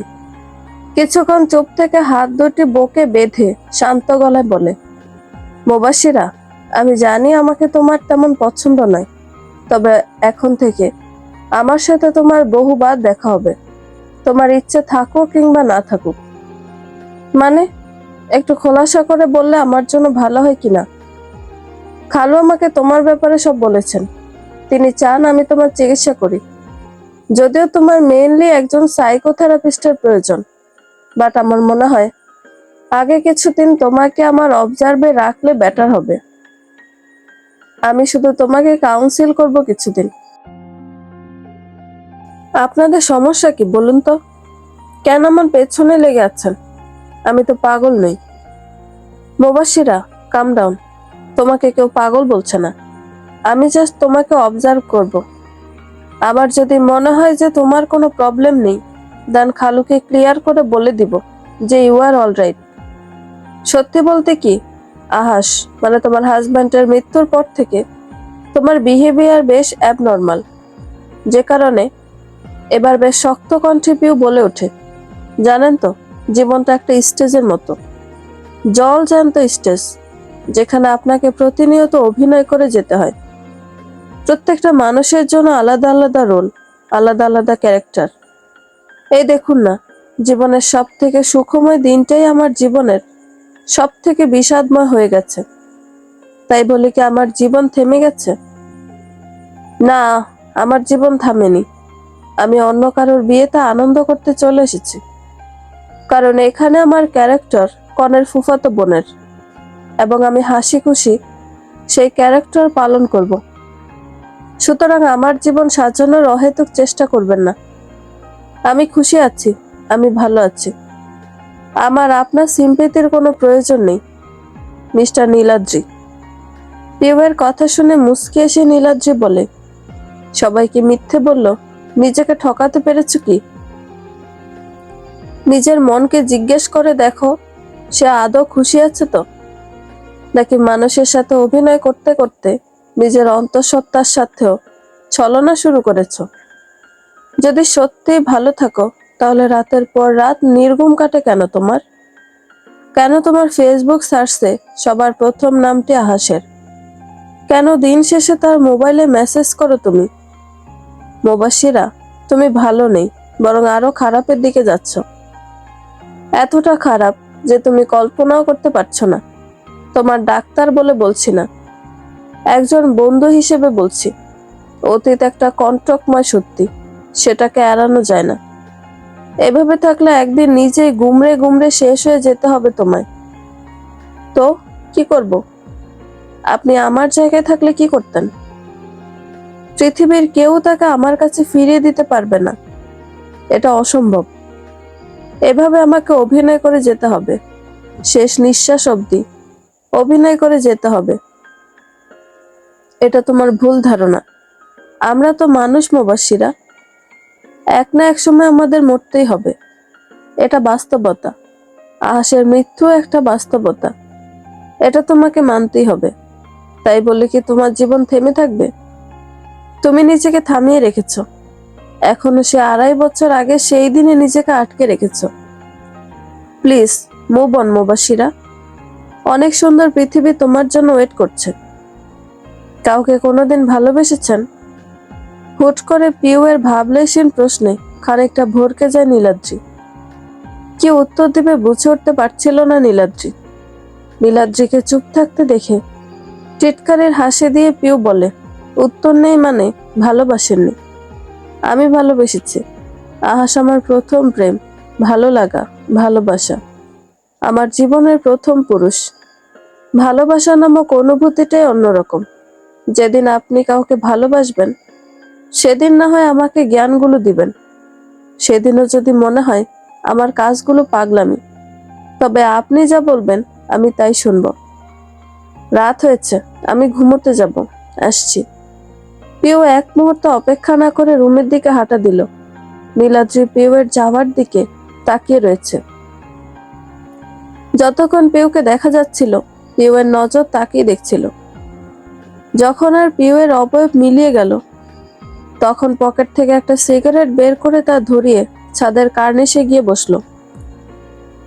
আকাশের দিকে তাকিয়ে নিকোটিনের ধোঁয়া উড়াতে লাগলো, আর বাঁকা হেসে বলতে লাগলো, ভালোবাসা, ভালোবাসা আদৌ কি বাস্তব? বদরুল সাহেবের বাড়িতে আজ খুব তোড়জোড় চলছে। দিশার আজ গায়ে হলুদ। বিয়ের সব অনুষ্ঠানগুলোর মধ্যে হলুদ একমাত্র অনুষ্ঠান যেখানে মূলত আনন্দের রোলটা বেশি থাকে। বদরুল সাহেবের বাড়িতে একই আমেজ। কোথাও কনের তত্ত্ব এসেছে, কি কি দিয়েছে তা তদারকি হচ্ছে, তো কোথাও বরের তত্ত্ব সাজানো হচ্ছে। কেউ ছাদে হলুদের স্টেজ সাজাচ্ছে, কেউ দিশার গোসলের আয়োজন করছে, কেউ হলুদ বাটছে, কেউ মেহেদি দিচ্ছে দিশার হাতে। পিউয়ের দায়িত্ব পড়েছে সুন্দর করে বরের বাড়ির তত্ত্ব সাজানো, সাথে বেশ কিছু পিচ্চি মেয়ে রয়েছে তাকে সাহায্য করার জন্য। ডালা সাজানোর মাঝে পিউ নজর গেল নীলাদ্রির দিকে। হাতে কিছু নিয়ে বারবার রুমে ঢুকছে, আবার বের হচ্ছে। বোধহয় কাউকে খুঁজছে। বেশ অস্থির লাগছে তাকে। এই নিয়ে মোট 5 বার পিউ যেখানে বসে ডালা সাজাচ্ছে, সেখানে ঘুরে গেছে। কিছু লাগবে আপনার? আধ ঘন্টায় এই নিয়ে 6 বার এই রুমে এসে ফিরে গেছেন। এবার আবার রুমে ঢুকতেই স্বাভাবিক ভঙ্গিতে নীলাদ্রির দিকে প্রশ্ন ছুড়ে দেয় পিউ। পিউয়ের প্রশ্নে খানিকটা অস্থিরভাবে জিজ্ঞেস করে নীলাদ্রি, ঐন্দ্রি বা খালাকে দেখেছ? দিশার গোসলের আয়োজন করছেন কেন? ও, চিন্তিত মুখে এমন ভাবে ওহ বলল যে পিউ বাধ্য হলো তাকে জিজ্ঞেস করতে, আপনার কি কিছু লাগবে? ঐন্দ্রি নেই এখানে। কখন ফ্রি হবে জানা নেই। খুব প্রয়োজনীয় কিছু যদি হয় এবং আমার দ্বারা যদি সেটা সমাধান করা যায়, তবে আমাকে বলতে পারেন। নীলাদ্রি বেশ ইতস্তত বোধ করছে, কিন্তু উপায়ন্তর না পেয়ে পেছন থেকে দলা মোচা করা একটা কাপড় বের করে পিওর সামনে এনে বলল, না মানে আসলে পাঞ্জাবিটা একটু ইস্ত্রি করা লাগতো। আমি আয়রন খুঁজে পাচ্ছি না, তাই ঐন্দ্রিকে খুঁজছিলাম। তুমি যদি একটু সাহায্য করতে ভালো হতো। নীলাদ্রির অবস্থা দেখে বেশ মজা লাগছে পিউয়ের। কোনো মতে ঠোঁট চেপে হাসি আটকে বলল, আজই পাবলিক আপনি মশাই। বিয়েতে এসেছেন এমন দুমড়ানো মুচড়ানো পাঞ্জাবি নিয়ে, দেখে মনে হচ্ছে ওর উপর ঝড় বয়ে গেছে। শোনো, প্রথমত আমার পাঞ্জাবি পরার কোনো প্ল্যান ছিল না, তাই কোনো পাঞ্জাবি আমি আনিনি। দ্বিতীয়ত, এটা আমার পাঞ্জাবি না, হুট করে সবাই জোর করায় মেজো মামার কাছ থেকে ধার করেছি। তোমার যদি আমাকে নিয়ে খিল্লি উড়ানোর ইচ্ছে থাকে তবে লাগবে না সাহায্যে। থাক থাক, ঘাট হয়েছে আমার। বাবুর গোসা আছে বলতে গেলে, রেখে যান ওখানে। হাতের কাজ শেষ হলে সাফাকে নিয়ে পাঠিয়ে দিব। পিউয়ের কথা আর কথা না বাড়িয়ে পাঞ্জাবিটা সেখানে রেখে হাঁটা দিল নীলাদ্রি। ওখানে নীলাদ্রির টমেটোর মতো লাল হয়ে যাওয়া মুখের কথা ভেবে খিলখিল করে হেসে উঠে পিউ। অবশ্য পিউয়ের মুক্তদানার হাসি নীলাদ্রির চোখ এড়ালো না। মেয়েটাকে এই 5 দিন যাবৎ পর্যবেক্ষণ করে যাচ্ছে নীলাদ্রি। বড্ড বেশি রহস্যময় লাগছে তার কাছে। মাঝে মাঝে দেখলে বোঝাই যায় না দুঃখের পাহাড় বুকে চেপে রেখেছে সে। সন্ধ্যা 7টা, হলুদের অনুষ্ঠান শুরু হয়ে গেছে। স্টেজে দিশাকে এনে বসানো হয়েছে। সব মেয়েরা আট পরে করে শাড়ি পরেছে। কেউও সবার মতো করে বাসন্তী রঙের শাড়ি পরেছে। সাধারণত অফ হোয়াইট কিংবা ধূসর কিংবা কালো রঙগুলো তাকে বেশি পরতে দেখা যায়, কিন্তু দিশার একান্ত অনুরোধে সবার মতো রঙিন শাড়ি পরতে বাধ্য হলো সে। আর সে সুযোগে ঐন্দ্রিও তাকে মনের মতো সাজিয়ে দিয়েছে। ঝাঁকড়া ঢেউ খেলানো চুলগুলো হাফ পাঞ্চ করে সুন্দর করে বেঁধে দিয়েছে। সাথে জারবেরা আর রজনীগন্ধার হালকা ফুলের গহনাও তাকে পরিয়ে দিয়েছে ঐন্দ্রি। চোখে মোটা করে কাজল দিয়ে দিয়েছে, আর লাল রঙের লিপস্টিক নিয়ে ঠোঁট জোড়াকে সাজিয়ে দিয়েছে পিউয়ের। 2.5 বছর পর এভাবে সেজেছে পিউ। দিশা তো বেশ খুশি। এতদিন জীবন্ত লাশটিকে আজ সত্যি জীবন্ত লাগছে। আয়নায় নিজেকে দেখে নিজেই চিনতে পারছিল না পিউ। এই মেয়েটাকে সত্যি সে বদরুল ইসলামের। পিউকে দেখে আজ অনেক শান্তি লাগছে। মেয়েটা যদি জীবনটাকে এভাবে সাজাতো তাহলে হয়তো তার বোনের কাছে দায়বদ্ধ থাকতে হতো না তার। শওকত সাহেবের পুরো পরিবার এসেছে হলুদের অনুষ্ঠানে। অভ্র যদিও আসতে চাচ্ছিল না, কিন্তু বাবার কথায় খানিকটা বাধ্য হয়ে এসেছে। কেউ তাদের অতিথি আপ্যায়নের কোনো ত্রুটি রাখেনি। হলুদের অনুষ্ঠান শুরু হয়ে গেছে। সাউন্ড বক্সের এক পাশে শরবতের গ্লাস হাতে দাঁড়িয়েছিল অভ্র, কিন্তু হঠাৎ স্টেজের দিকে তাকাতেই চোখ আটকে গেল তার। যার জন্য 5 দিন নিশাচরের মতো কাটিয়েছে, আজ সে নিজে তার জগতে ধরা দিয়েছে।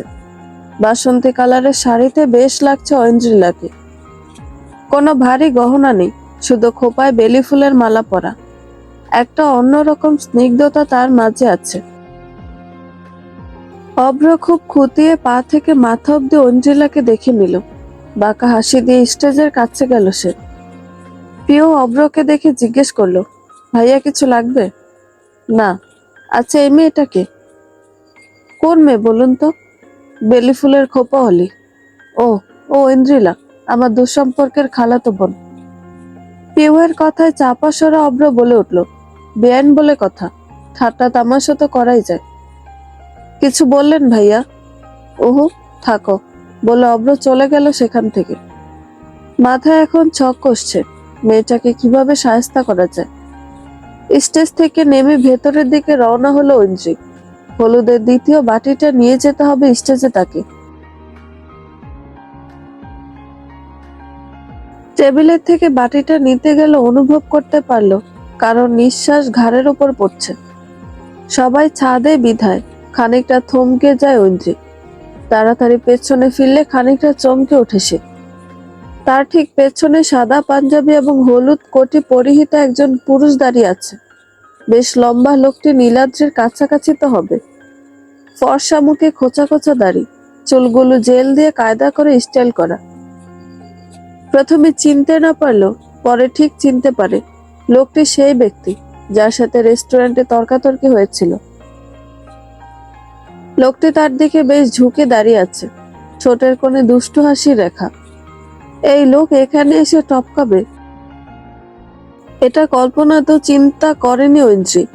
আমতা আমতা করে জিজ্ঞেস করে সে, আপনি এখানে? নারী কল্যাণ সমিতির ম্যাডাম তোতলাতেও পারে জানা ছিল না। আগে বলুন আপনি এখানে কি করছেন? দারোয়ান চাচা আপনাকে ঢুকতে কিভাবে দিল? বদরুল আঙ্কেল এত ভালোবেসে দাওয়াত করেছেন যে না এসে পারলাম না। দারোয়ান চাচা সালাম দিয়ে ঢুকতে দিয়েছেন। স্বাভাবিক ভঙ্গিমাতে কথাগুলো বলে নিজের দুটো হাত ঐন্দ্রিলার দুপাশে নিয়ে টেবিলে ভর দিয়ে দাঁড়ায় অভ্র, যাতে করে ঐন্দ্রিলার দিকে আরো ঝুঁকে পড়ে সে। অভ্রের গরম নিঃশ্বাস ঐন্দ্রিলার মুখে আছড়ে পড়ছে। বেশ অস্বস্তিকর একটা পরিবেশ। ঐন্দ্রিলা শুধু এখান থেকে কিভাবে বের হবে সে কথাটাই ভাবছে। রাগ লাগছে, আবার দম বন্ধ বন্ধ লাগছে। বুকের হৃদস্পন্দন বেশ বেড়ে যাচ্ছে। অভ্রের চোখ তখন স্থির ঐন্দ্রিলার দিকে। মেয়েটা এত সাধারণের মাঝে অসাধারণ কিভাবে হতে পারে? কোনো সাজসজ্জা নেই, শুধু চোখের নিচে হালকা কাজল আর ঠোঁটে লিপ বাম।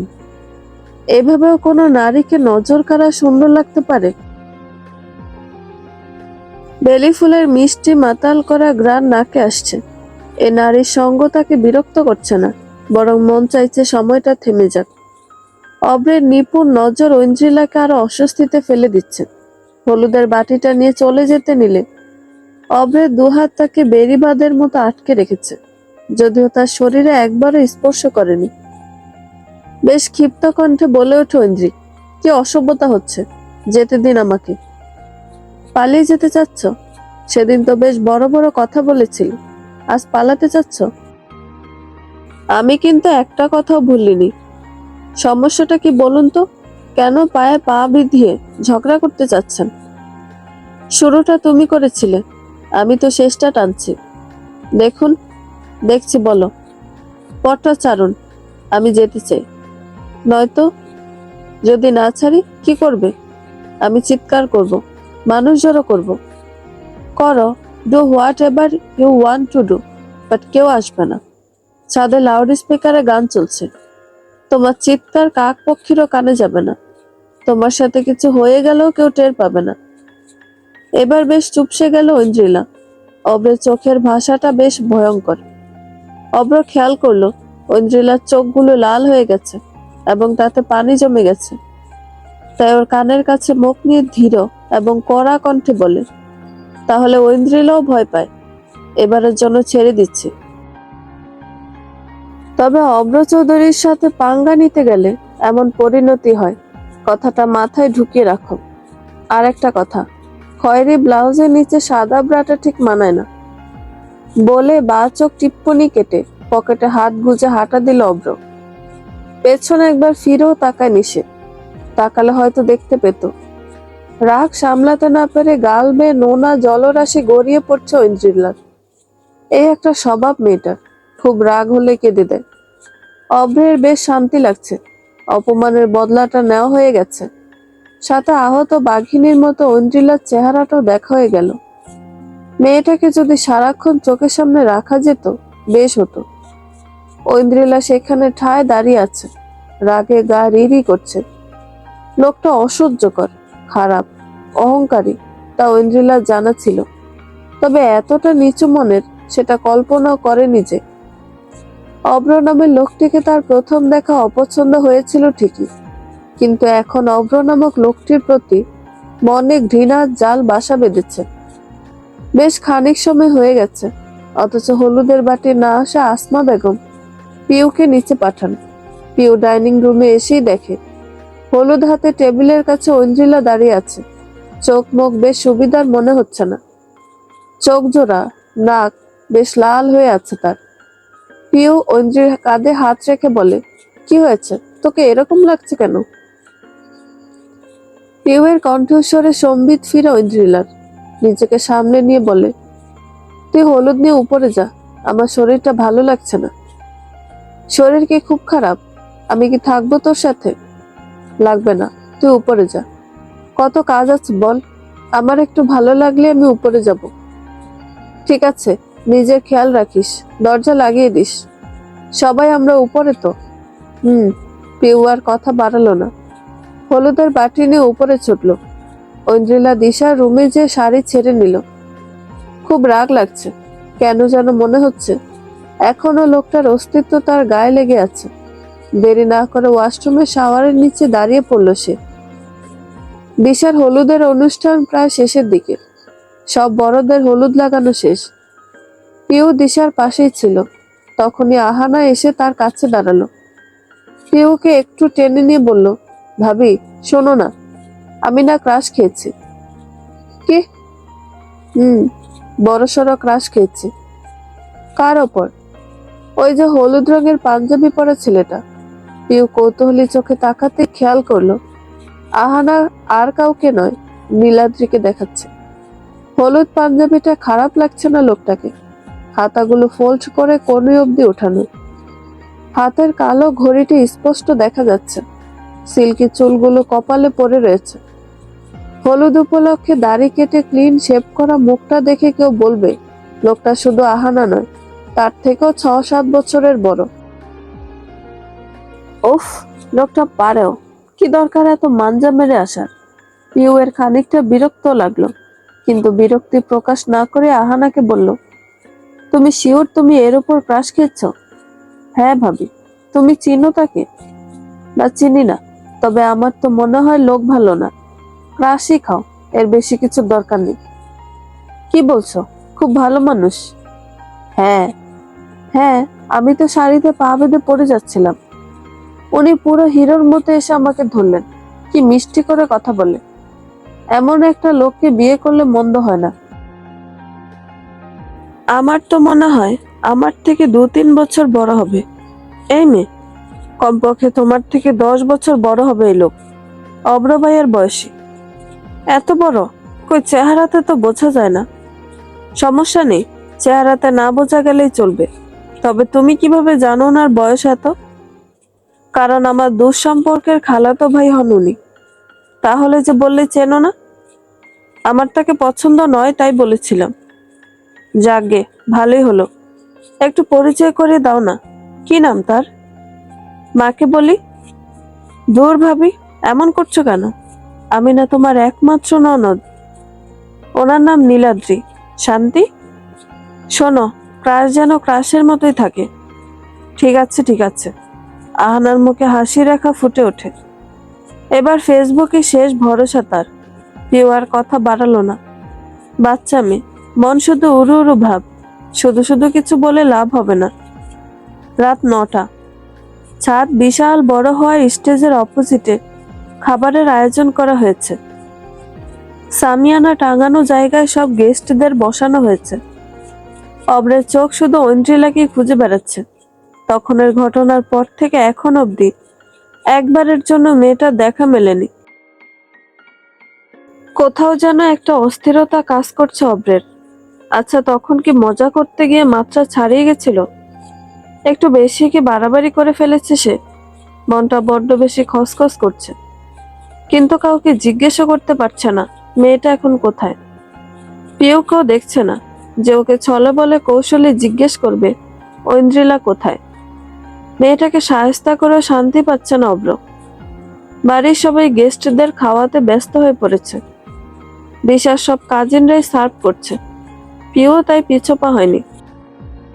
পোলাও শর্ট পড়ায় সেই রান্নার জায়গা থেকে পোলাওয়ের গামলাটা বহন করে ছাদে আনার সিদ্ধান্ত নেয়।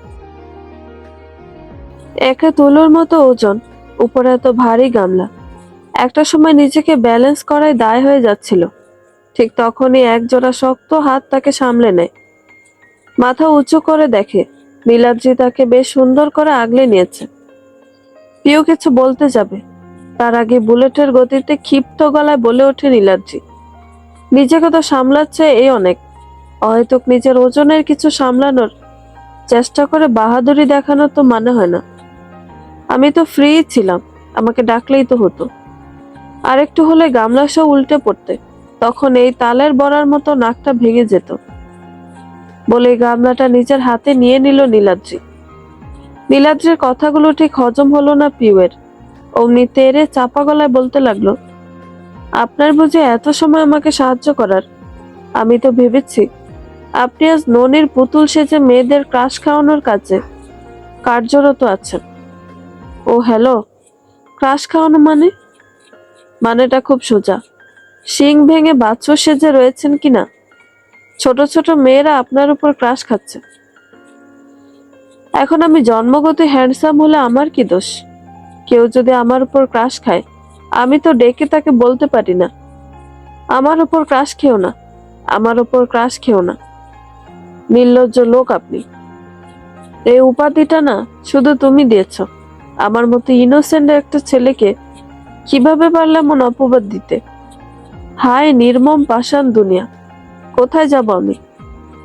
নীলাদ্রির কথা শুনে হাসবে না কাঁদবে সেটাই বুঝতে পারছে না পিউ।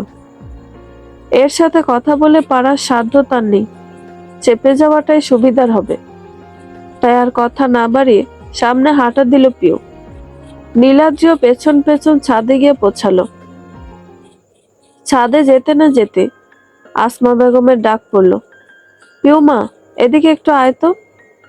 আসি মামিমা, বলে পিউ ছুট লাগালো আসমা বেগমের কাছে। নীলাদ্রির নজর তখনও পিউকে দেখে যাচ্ছিল।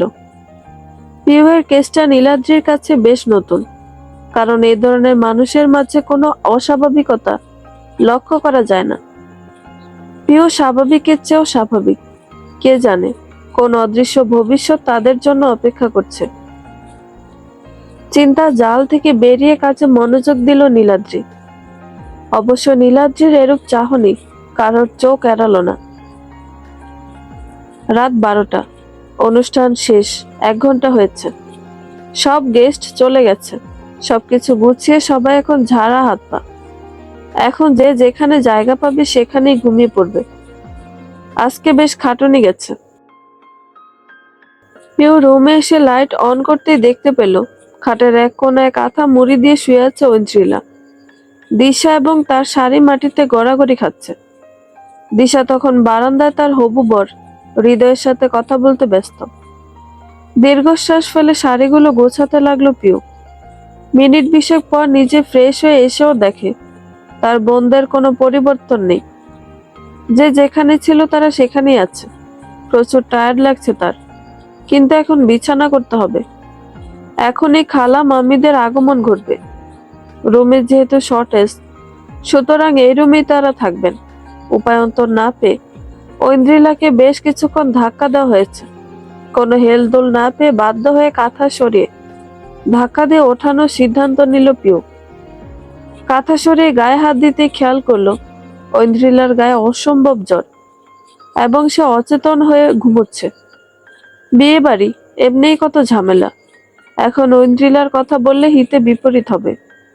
তাই কোনো মতে উঠে একটা নাপা এক্সট্রা খাইয়ে দিল তাকে। কোনো মতে সবার জন্য বিছানা করে গায়ে এলিয়ে দিল পিউ। আজকে মাত্রাতিরিক্ত খাটুনি হয়েছে তার। চোখ বন্ধ করতে ঘুমের সাগরে তলিয়ে গেল সে। আজ দিশার বিয়ে। কমিউনিটি সেন্টারের লবিতে গেট সাজানো হয়েছে। বরের গাড়ি মাত্র পৌঁছালো। এখন দিশার সব কাজিন গেট ধরে দাঁড়িয়ে আছে। তাদের দাবি 5,000 থেকে 1 টাকা কম দিলে বরের প্রবেশ নিষিদ্ধ। দিশাকে কমিউনিটি সেন্টারে একটি রুমে রাখা হয়েছে। পিউ এবং ঐন্দ্রিলা দিশার কাছে আছে। বেচারি একটু পর পর প্যানিক করছে। ঐন্দ্রিলার শরীরটা এখনো ভালো নেই।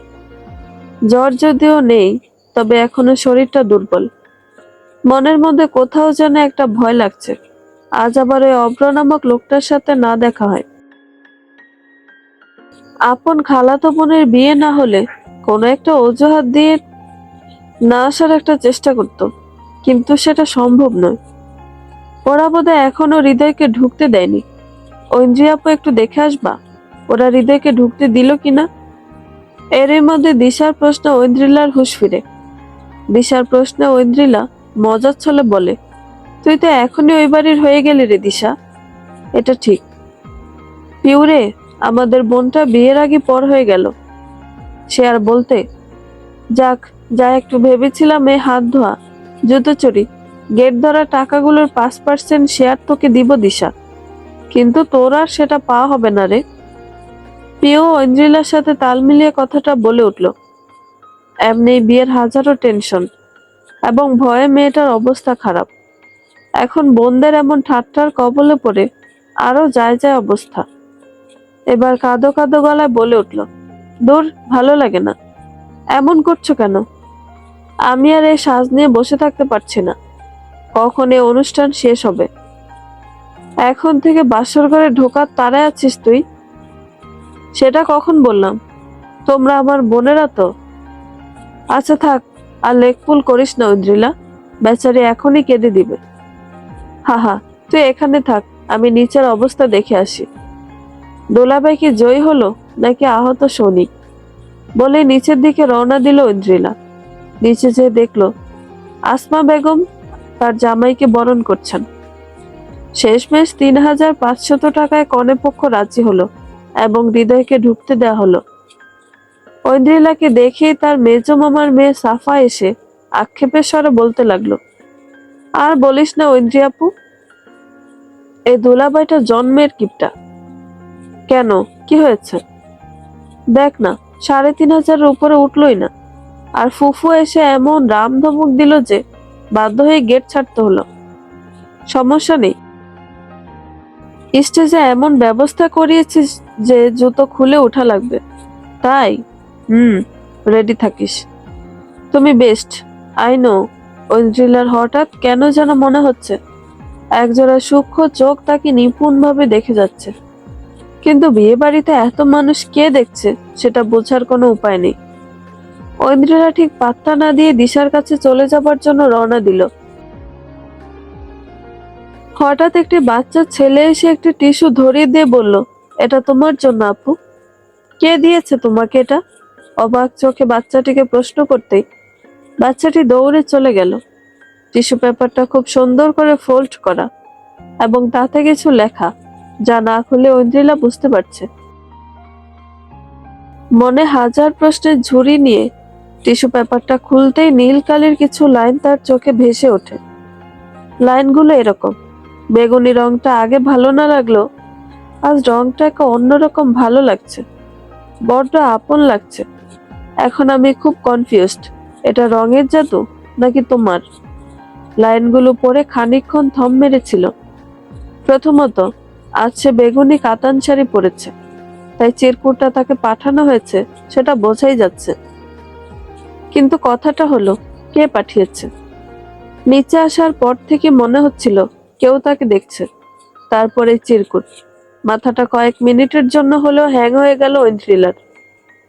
নিজের মনকে শান্ত করার জন্য বেশ করে বোঝালো এটা কেউ তার সাথে মজা করছে। অহেতুক এসব নিয়ে পড়তে গেলে হলুদের মতো বিয়ের আনন্দ মাটি হয়ে যাবে। একে অব্র নামক লোকটার জন্য হলুদে আনন্দ মাটি হয়ে গিয়েছিল। এখন বিয়েতে নিজেকে কোনোভাবেই উত্তেজিত করতে চাচ্ছে না সে, তাই টিস্যু পেপারটা ছিঁড়ে পাশে থাকা ডাস্টবিনে ফেলে দিল সে। রাত 9টা। বিয়ের সব কাজ সম্পন্ন হবার পর এবার কনেকে স্টেজে আনা হয়েছে। বর কনে দম্পতিকে বেশ মানিয়েছে। ফটোগ্রাফার বিভিন্ন আঙ্গিকে তাদের ছবি তুলতে ব্যস্ত। স্টেজের এক পাশে বসে গভীর নয়নে পিউ এই কাণ্ডগুলো দেখছে। কোথাও যেন তার স্মৃতিগুলো বেশ তাজা হয়ে যাচ্ছে। ক্ষুদ্র ক্ষুদ্র স্মৃতিগুলোই এখন তার সারা জীবনের বাঁচার খোরাকি। আচ্ছা, এমনই কি হতে পারে আশ একদিন ঠিক ফিরে এলো? হতে পারে না? তাদের যে অপূর্ণ সংসারটা রয়েছে সেটা তখন সুন্দর করে সাজাবে পিউ। বিশ্বাসে নাকি মিলাই বস্তু, এই বিশ্বাসটা কি কখনো সত্য হবে না? একদিকে পিউ যেমন এক নজরে দিশাদের দেখে যাচ্ছিল, অন্যদিকে নীলাদ্রির নজর শুধু পিউকে দেখে যাচ্ছিল।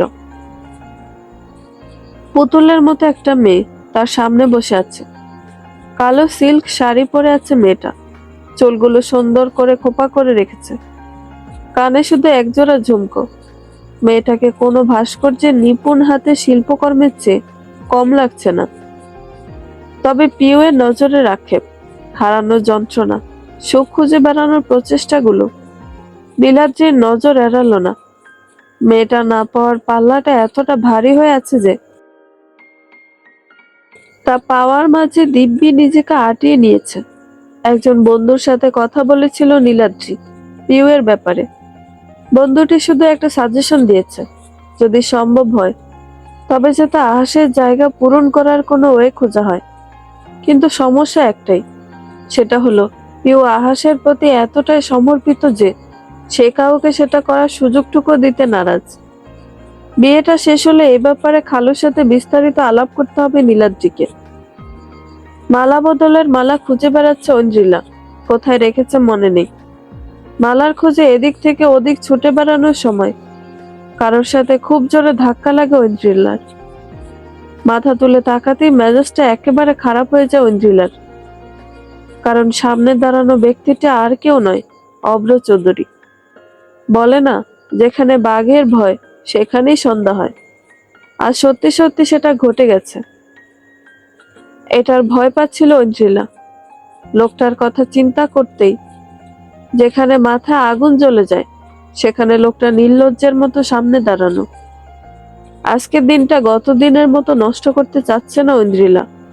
অভ্রকে টোটালি পাত্তা না দিয়ে পাশ কাটিয়ে চলে যেতে নিলে অভ্র বলে ওঠে, প্রথমে যতটা সাহসী ভেবেছিলাম, এখন দেখছি তোমার মুখেই শুধু ফাফর। আসলে তুমি আস্ত ভিতর ডিম। সরি, শুনলাম আমার এক থ্রেটে নাকি জ্বর বাঁধিয়ে একাকার করে ফেলেছ। অভ্রের টিটকারির স্বরের কথাগুলো শুনে চোখ কুঁচকে তার দিকে তাকালো। ঐন্দ্রিলার চোখ জ্বলজ্বল করছে, পারলে এখনই চিবিয়ে খায় অভ্রকে। ঠোঁটের কোণে হাসির রেখা টেনে শান্ত গলায় বলে, আপনার নিজেকে এতটা ইম্পর্টেন্ট মনে হয় যে আপনার মতো মানুষের কথা আমি ভয় পাবো?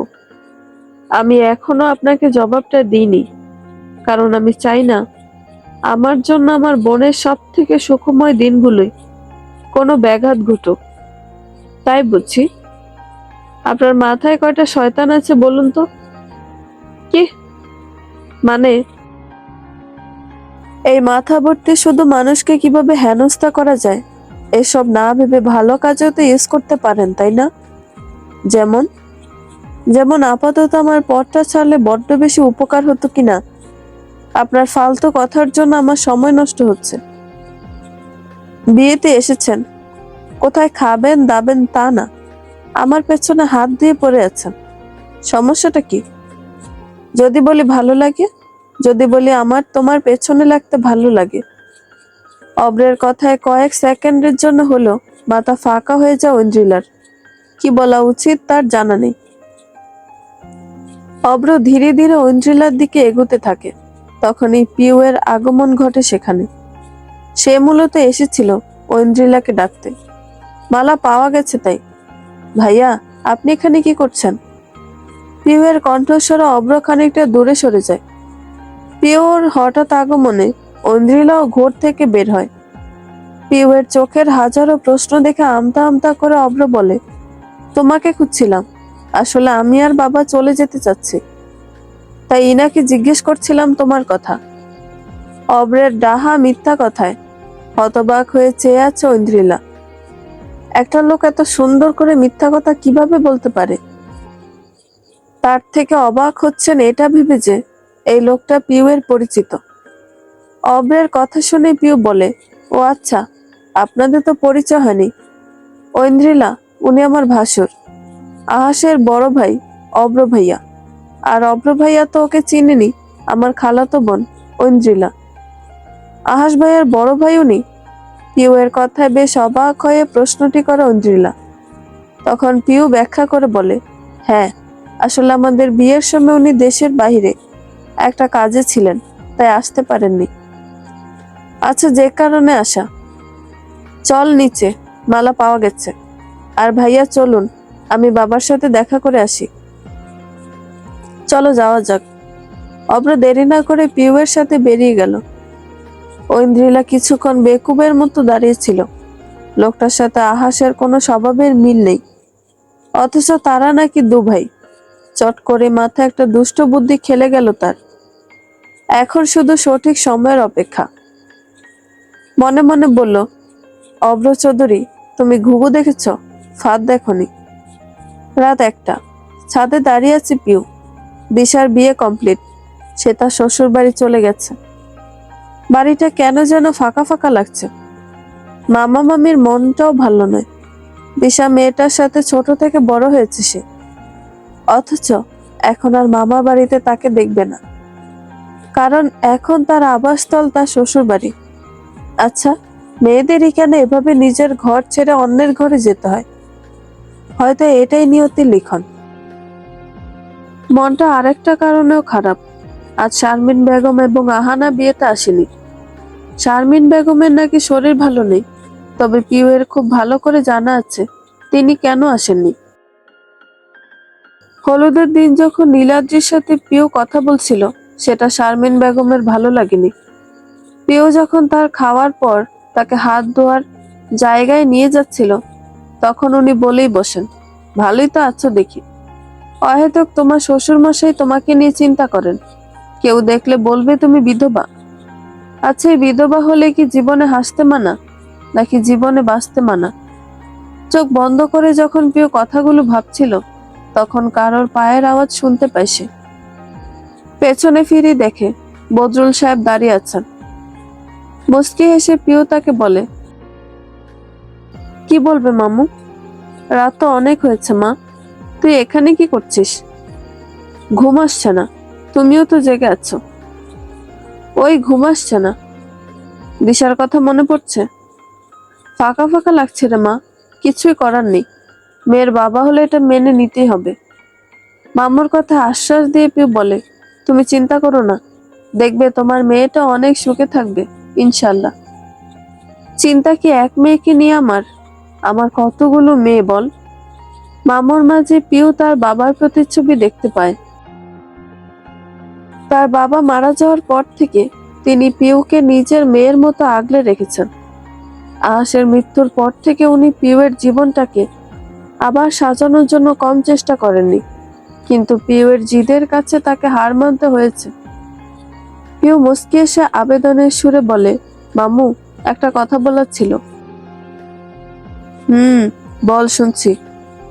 আমি ও বাড়ি যেতে চাচ্ছিলাম, কাল যেতে চাচ্ছিলাম, পরশু বৌভাতের দিন ওখান থেকে না হয় আসবো। বাবা বলছিলেন মার শরীরটা ভালো নেই, যদিও বলেছেন আমার যেতে হবে না, কিন্তু ব্যাপারটা খারাপ দেখায়। আমি শওকত ভাইয়ের সাথে কথা বলেছি, তুমি আমাদের বাসায় থাকবে। বদরুল সাহেবের কঠোর উত্তরের পর পিউয়ের কিছু বলার থাকে না। তবুও খানিকটা নম্র স্বরে বলে, 1 সপ্তাহ থেকেছি মামু।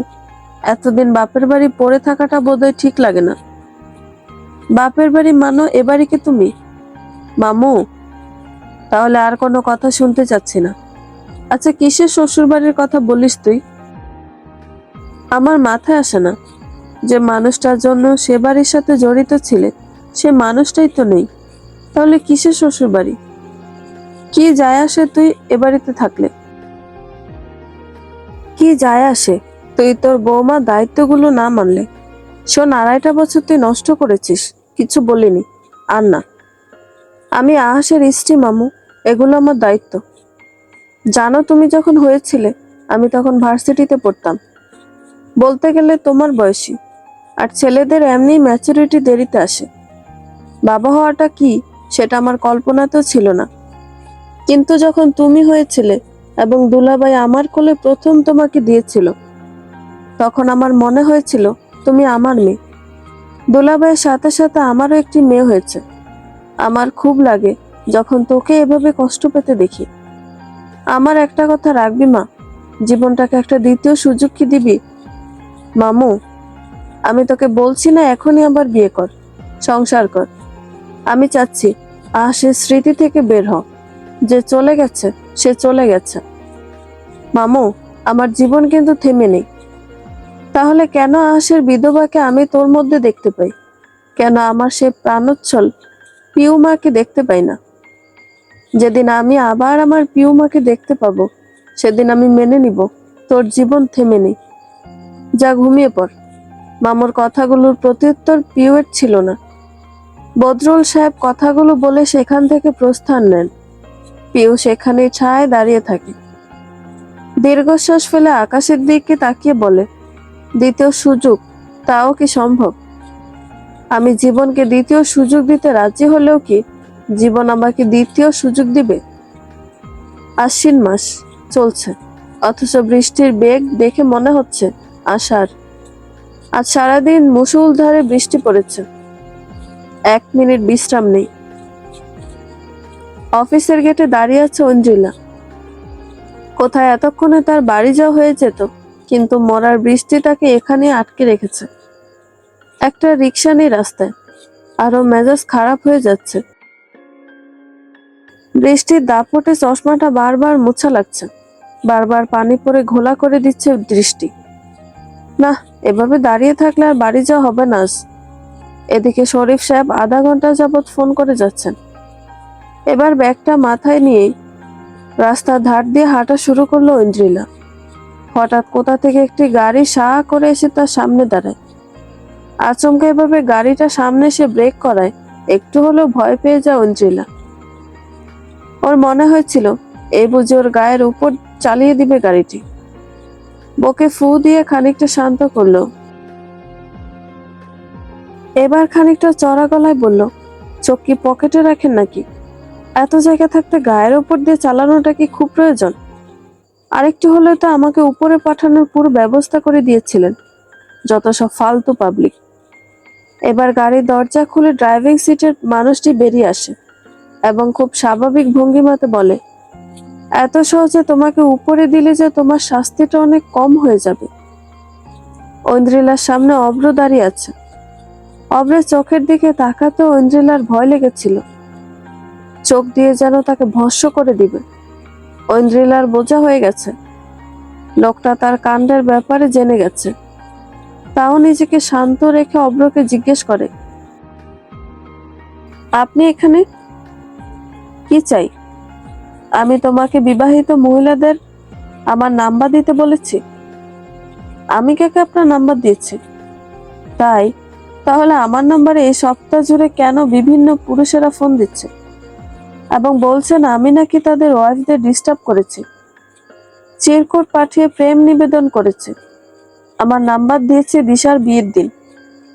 একজন তো আমার নামে থানাতেও জিডি করে দিয়েছেন। আপনি যে পরিমাণ লুচ্চা করতেই পারেন, আমাকে কেন এগুলো শোনাচ্ছেন? তুমি সত্যিই কিছু জানো না? না, আমি জানি না। বিয়ের দিন তোমার ফোন পাচ্ছিলে না বলে আমার ফোন তুমি নাওনি। আমার নাম্বার থেকে এই মেসেজগুলো তুমি করনি। ওই মহিলাদের হাজবেন্ডদের কাছে আমার কথা বলে চিরকুট পাস করনি। ঐন্দ্রিলার হাত শক্ত করে ধরে দাঁতে দাঁত চেপে কথাগুলো বলে অভ্র। এখন কিভাবে নিজেকে ছাড়াবে কিছুতেই ভেবে পাচ্ছিল না। এইসব কাজ সে অভ্রকে মজা দেখানোর জন্য করেছিল, কিন্তু এতটা বাড়াবাড়ি হয়ে যাবে এটা বুঝতে পারেনি। এতটা শক্ত করে হাতটা ধরেছিল অভ্র যে একসময় ব্যথায় কুঁকিয়ে ওঠে ঐন্দ্রিলা। অভ্রের রাগ থেকে বাঁচার কোনো উপায় না দেখে একটা সময় একটা সাংঘাতিক কাজের সিদ্ধান্ত নেয় ঐন্দ্রিলা। খুব জোরে চিৎকার করে ওঠে সে। আশেপাশের লোক জড়ো হলে বলে, এই লোকটা আমাকে ডিস্টার্ব করছেন, আমি নিজেও চিনি না ইনাকে। আর এদেশের লোকের একটা খুব ভালো স্বভাব আছে, যখনই শুনে কোনো মেয়েকে উত্ত্যক্ত করা হচ্ছে কোনো কিছু না ভেবে ঝাঁপিয়ে পড়বে। নিজেকে হিরো যে প্রমাণ করতে হবে। আশেপাশের লোকগুলো ঐন্দ্রিলার কথা শুনে বেশ রেগে হুক্কা হুয়া করতে আরম্ভ করে। ঐন্দ্রিলার এমন একটা কাজের জন্য আগ থেকে প্রস্তুত ছিল অভ্র। এবার হ্যাঁচকা টেনে নিজের সাথে ঐন্দ্রিলাকে মিশিয়ে বলে, বাবু, বুঝছি তো তুমি রাগ করেছ, তাই বলে সবার সামনে আমাকে চিনতে মানা করবে? দেখো, স্বামী স্ত্রীর মাঝে এমন ভুল বোঝাবুঝি তো হয় বলো, তাই বলে এভাবে রাস্তায় সিন ক্রিয়েট করো না। হ্যাঁ, দেখুন আমরা স্বামী স্ত্রী মিটমাট করে নিব, প্লিজ ভাববেন না, বলে অতর্কিত ঐন্দ্রিলাকে কোলে তুলে নেয় এবং গাড়িতে বসে গাড়ির দরজাটা আটকে দেয়। আশেপাশের লোকগুলো বেশ ঠাট্টার ছলে বলে, আজকালের ছেলে মেয়েরা এত বেশি নোংরা করে। আর বলতে, আমরা তো ভাবছি আসলেই নাকি ডিস্টার্ব করতেছে। চলেন চলেন, আমাদের কাজে যাই। গাড়িতে বসে ইচ্ছা মতো ছটফট করতে থাকে ঐন্দ্রিলা। মেজাজটা তিরিক্কি হয়ে আছে। কোথায় লোকটাকে শায়েস্তা করতে চেয়েছিল, এখন নিজেই শায়েস্তা হচ্ছে। আপনি গাড়ি থামাবেন নাকি আমি চিৎকার করব? করেছিলে তো, কিছু হয়েছে? দেখুন, আপনি কিন্তু মাত্রা ছাড়িয়ে যাচ্ছেন। গাড়ি থামান বলছি। আরেকবার যদি কথা বলেছ, তাহলে এই মুখ কিভাবে বন্ধ করা যায় আমার জানা আছে। কি করবেন? হ্যাঁ, কি করবেন? এবার গাড়িটা থামিয়ে আচমকা ঐন্দ্রিলার চুল মুঠো করে নিজের কাছে টেনে নিজের ঠোঁট জোড়া দিয়ে চেপে ধরে। ঘটনার আকস্মিকতায় ঐন্দ্রিলা হতবাক হয়ে যায়। চোখ অটোমেটিক বিস্ফোরিত রূপ নেয়। একটা সময় দুহাত দিয়ে অব্রকে ইচ্ছে মতো ধাক্কা, কিল, ঘুষি মারতে থাকে, কিন্তু ইটের শরীরটা সরাতেই পারছে না। অব্র যেন অনেক বেশি শক্তি দিয়ে তাকে নিজের আবেশে আটকে রেখেছে। একটা সময় ঐন্দ্রিলা হাল ছেড়ে দেয়। রাগে ব্যথায় ঐন্দ্রিলার চোখ থেকে নোনা জলের শাড়িটা গাল বেয়ে পড়তে থাকে। ঐন্দ্রিলার গাল ভেজা অনুভূত হতে অব্র তাকে ছেড়ে দেয়। চোখ থেকে যেন আগুন বের হচ্ছে অব্রের। কঠিন গলায় তাকে বলে, তোমাকে আমি ওয়ার্নিং দিয়েছিলাম, বোধহয় সেবার ডোজটা খুব কম হয়ে গিয়েছিল। কি ভেবেছ আমি টের পাবো না? কি হলো, চুপ করে আছো কেন? তোমার জন্য আমার নামে একজন জিডি অবধি করেছে। আমাকে থানায় হাজিরা অবধি দিতে যাওয়া লেগেছে। কেন? আমি কিনা বিবাহিত মেয়েদের প্রেমের ফাঁদে ফেলি, আমি কিনা তাদের ডিস্টার্ব করি। কি হলো, উত্তর দিচ্ছ না কেন? আমি মেয়েদের দেখলে লোভ সামলাতে পারি না। আমি লুচ্চা। আমি কত মেয়ের জীবন নষ্ট করেছি, তার কোনো হিসেব নেই। তোমাকে বলেছিলাম, আমার সাথে পাঙ্গা নিতে আসলে পরিণতি এমনই হবে। তুমি শোনোনি? এবার তোমাকে দেখাবো জীবন নষ্ট হলে কেমন লাগে। মানে কি? কি করবেন আপনি? আমার সাথে অসভ্যতা করে আপনার মন ভরেনি? ভাঙা কণ্ঠে প্রশ্নগুলো জিজ্ঞেস করলো। অব্র কোনো কথা না বলে গাড়ি চালাতে লাগলো। ঐন্দ্রিলা বারবার গাড়ি থামাতে বললেও যেন কোনো কথা তার কানে যাচ্ছে না। ঐন্দ্রিলার মাথায় আপাতত কিছুই আসছে না। মনটা কেন যেন খারাপ কিছু আভাস পাচ্ছে। অব্রের মাথায় এখন কি চলছে কিচ্ছু বুঝতে পারছে না ঐন্দ্রিলা। কেন এই লোকটার পিছনে লাগতে গেল সে? নিজের ওপর রাগ লাগছে। দিশার বিয়ের দিন। ঐন্দ্রিলার মাথায় চট করে একটা দুষ্ট বুদ্ধি খেলে যায়। পিউ চলে গেলে দৌড়ে গিয়ে অব্রের পেছনে ধীর গলায় বলে, একটু শুনবেন? হুট করে তাকে ডাকায় অব্র খানিকটা তবদা খেয়ে যায়।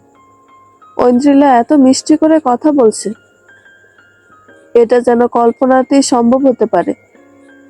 চোখ কুঁচকে তীক্ষ্ণ কণ্ঠে তাকে জিজ্ঞেস করে, আমাকে বলছো? জি, আসলে কিছু কথা বলার ছিল। বলো। সরি। হ্যাঁ, জি, আসলে আমি আপনাকে চিনতাম না। আপনি পিউ এর ভাসুর জানলে আমি কখনোই আপনার পেছনে লাগতাম না।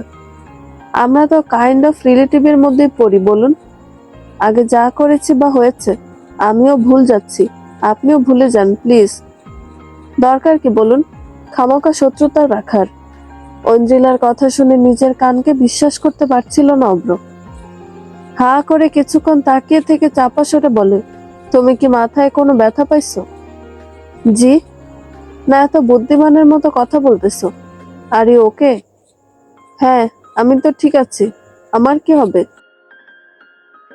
ওহ, ভালো সুবুদ্ধি হয়েছে তাহলে। আর একটা হেল্প লাগতো, প্লিজ আপনার মোবাইলটা দিবেন? আমার মোবাইলটা খুঁজে পাচ্ছি না, একটু ইমার্জেন্সি ছিল। আচ্ছা ঠিক আছে, এই নাও, আমি নিচে আছি, কাজ হয়ে গেলে দিয়ে যাও। জি, শিওর। অব্র লক খুলে মোবাইলটা ঐন্দ্রিলার হাতে দিয়ে চলে গেল। যে ভাবা সেই কাজ। মোবাইলটা হাতে পেতেই প্রথমে নিজের মোবাইলে ফোন করলো ঐন্দ্রিলা। নিজের কিছু বিবাহিত কাজিনের মোবাইলে মেসেজ পাঠালো। আরো সুবিধা হলো যখন দেখলো ফেসবুকে লগ ইন করা। সন্ধ্যার মতো লগ আউট করে আবার লগ ইন করতে গেলে অপশন আসলো ফরগেট পাসওয়ার্ডের। ব্যাস নিখুঁতভাবে অব্রের আইডি পাসওয়ার্ড চেঞ্জ করে দিল সে। ইমেল আইডিটাও নিজের মোবাইলে টুকে নিল। এতটা ইজি হবে এটা কল্পনার বাইরে ছিল ঐন্দ্রিলার। নিজের পিঠে নিজেই চাপড় দিয়ে বলল, বাহ শের, তোর দ্বারাই সম্ভব। তারপর আর কি, সব হিস্টোরি রিমুভ করে সুন্দর মতো ভদ্রমের মতো অব্রকে মোবাইল ফেরত দিয়ে দিল। তারপর কিছু টিস্যুতে সুন্দর করে অব্রের নাম্বারটা দিয়ে বিয়েতে উপস্থিত সব আপু ভাবিদের বিলি করে বেড়াচ্ছিল আর বলছিল, ওই যে কালো স্যুট প্যান্ট পরা, জেল দিয়ে চুল স্টাইল করে রাখা লোকটি পাঠিয়েছেন। আমি তো নিতেই চাইনি, তারপর আর কি জোর করে দিল, আপু দোলাবাইকে দিয়ে আচ্ছা মতো শাসিয়ে দিয়ে তো। এরপর অব্রের আইডিতে লগ ইন করে নিজের কাজিনদের নানাভাবে বিরক্ত করতে লাগে ঐন্দ্রিলা।